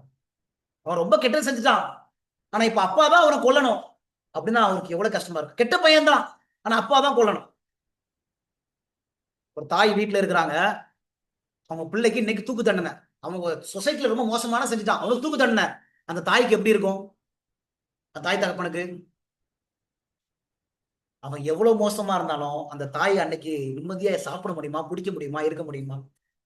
இப்ப யோசிச்சு பாருங்க. அப்ப 1000 வருஷம் கழிச்சு இந்த துன்மார்க்கரை அழிக்கும் போது அந்த தகப்பனுடைய இருதயம் எப்படி இருக்கும்? அது எவ்வளவு வருத்தமான விஷயம். அது நம்ம ஏதோ ஆண்டவர் அப்படியே கிரட்ஜ வச்சு அழிக்க போறாரு இல்ல, மிகவும் உள்ளம் உடைக்கப்பட்டு நொறுக்கப்பட்டு கண்ணீராலதான் அந்த காரியத்தை செஞ்சாகணும். ஏன்னா அவர் நீதி உள்ள கருத்தை, நீதியை செய்யணும். நீதியை செய்யாட்டா அவருடைய குணமே தப்பா ஆயிரும். கண்டிப்பா நீதியை செஞ்சுதான் ஆகணும். அப்ப அவர் எப்படி அதை செய்ய போறார்? செய்ய வச்சிடாதுங்க, எனக்கு பெயினை கொடுத்துறாதுங்க அப்படின்னு சொல்லி தேவனுடைய உள்ளம் அந்த சமயத்துல பயங்கரமா கஷ்டப்படும். அந்த அந்த வழியை நம்ம அவருக்கு நினைச்சிடக்கூடாது, கொடுத்துடக்கூடாது. அதான் சொல்றாரு, அது உனக்கு இல்லப்பா, உனக்கா என் குமாரனே கொடுத்தேன், உனக்கு நித்திய ஜீவன் வச்சிருக்கிறேன்ப்பா, நித்திய தண்டனைக்கு நீ போயிடாத அப்படின்னு சொல்லி ஆண்டவர் ஏங்கி ஏங்கி நம்மகிட்ட என்ன செய்யறாரு, பேசுறாரு. அவரே கொல்லக்கூடிய ஒரு காரியத்தை ஒருபோது நம்ம கொடுத்துடக்கூடாது. அது ரொம்ப பெயின்ஃபுல்லான ஒரு காரியம். அன்பு எப்பவுமே பெயின் அதிகமா இருக்கும், அப்படித்தானே? காட் எவ்வளவு பெரிய லவ்விங் எமோஷனல் காட், அவருக்கு எவ்வளவு வலி இருக்கும். அந்த வலியை நம்ம கொடுத்துடாம ஒரு இடத்துல ஒன்று சேரணும். கர்த்தர் நம்மை ஆசீர்வதிப்பார். ஆமே. நம்ம ப்ரேயர் பண்ணுவோம், சரிங்களா? எல்லாரும் கண்களை மூடி நம்ம ஜெபம் பண்ணலாம். ஒரு சில ப்ரேயர் ரிக்வெஸ்ட் இருக்கு, நான் அதுக்காக சேர்த்து நான் ஜெபம் பண்றேன். எங்க ஹாஸ்பிட்டல்ல இருந்து சொல்லி அனுப்புனாங்க, ஜெபம் பண்ணுறோம். எங்கள் அன்பின் தகப்பனே, இந்த நாளில அப்பா நீங்க எங்களோட பேசின கிருபைக்காக உங்களுக்கு நாங்க நன்றி செலுத்துக்கிறோம். ஆண்டவரே, நாங்க மரிக்கணும், துன்மார்க்கரை அழிப்பது உங்களுக்கு பிரியமே கிடையாதுப்பா. நாங்க எல்லாரும் உங்க கூட இருக்கணும் என்பதான் உங்களுக்கு பெரிய ஆசை. அப்பா, எங்க ஒவ்வொருவரையும் கர்த்தாவே ஆயத்தப்படுத்துங்கப்பா. நாங்க அந்த நித்திய அக்கினிக்குள்ள நாங்க பங்கு கொள்ளக்கூடாது, நாங்க உங்களோட கூட இருக்கணும். எங்களுடைய இருதயங்களையும் மனதையும் எண்ணத்தையும் என் தகப்பன் நீங்க ஆயத்தப்படுத்துங்க. எங்களுடைய இருதயங்களை கர்த்தர் சுத்தப்படுத்துங்கப்பா. அப்பா, நாங்க உங்களை நேசிக்கவும் உங்களை மாத்திரமே நேசிப்பதற்கு கர்த்தர் எங்களுக்கு உதவி செய்ய வேண்டுமாய் நாங்கள் செபிக்கிறோம். அப்பா, எங்களால முடியாத ஆண்டவரே, நாங்க உண்மை அன்பு கூறவும் உமக்கு பிரியமாய் வாழ கர்த்தர் எங்களுக்கு உதவி செய்யும். விசேஷமாக என் ஹாஸ்பிட்டல் இருக்கக்கூடிய ஒவ்வொரு பேஷண்ட்டுக்காக வருகிறோம். இப்ப சர்ஜரி முடிஞ்ச அந்த பேஷண்ட்டையும் உங்க கருத்துல ஒப்படைக்கிறோம். அவங்களுடைய போஸ்ட் ஆப்லயும் உங்க கிருபை இருக்கட்டும். அந்த மகளுக்கு வேண்டிய தைரியத்தையும் பலத்தையும் கொடுங்க. உங்க கிருபையினால் இந்த சர்ஜரி முடிக்க கர்த்தர் உதவி செஞ்சீங்க. தொடர்ந்து ஆண்டவரே, அந்த மகள் நல்ல சுகம் பெற்று அவங்க இந்த ஆஸ்பத்திரி விட்டு போக கர்த்தர் உதவி செய்யுங்க. உங்க நாம மகிமைப்படட்டும். விசேஷமா ஒரு அனுதீப் அவங்களுடைய பாட்டிக்காக நாளைக்கு வருகிறோம். அவங்க நாளைக்கு இந்த கேன்சர் சர்ஜரிக்காக ஆண்டவரே அவங்க அதை அண்டர்கோ பண்ண போறாங்க. உங்க கிருபை இருக்கட்டும்.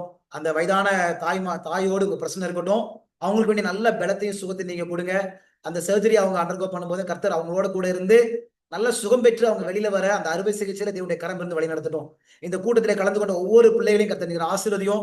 ஜூமின் வழியாக கலந்து கொண்ட பிள்ளைகளை கர்த்தர் பலப்படுத்துங்க. ஆண்டவரே, அந்த முதலாம் உயிர்த்தெழுதல்ல நாங்க எல்லாருமே குடும்பமா சிறியோரும் பெரியோராக நாங்க கலந்து கொள்ளணும்பா. அதற்கு எங்களை ஆயத்தப்படுத்தும். பிசாசுக்காக ஆயத்தப்படுத்திருக்கிற அந்த அக்கினி கடலை நாங்கள் போகாதபடி கர்த்தர் எங்களை பலப்படுத்துங்க. தொடர்ந்து இந்த சத்தியத்தை நாங்க அதிகமாய் உற்சாகத்தோடு தியானிக்க கர்த்தர் எங்களுக்கு உதவி செய்ய வேண்டுமாய் ஜெபிக்கிறோம். இரவு முழுவதும் உங்களுடைய பிரசங்கத்தை நடத்துவதாக இயேசுவின் நாமத்தினாலே நாங்கள் ஜெபிக்கிறோம் நல்ல பிதாவே, ஆமென். என் ஆத்மாவே கர்த்தரை ஸ்தோத்திரி, என் முழுவலுமே அவருடைய பிரசநாமத்தை ஸ்தோத்திரி. என் ஆத்மாவே கர்த்தரை ஸ்தோத்திரி, அவர் செய்த சகல உபகாரங்களையும் மறவாதே. ஸ்தோத்திரம், ஸ்தோத்திரம், ஸ்தோத்திரம்.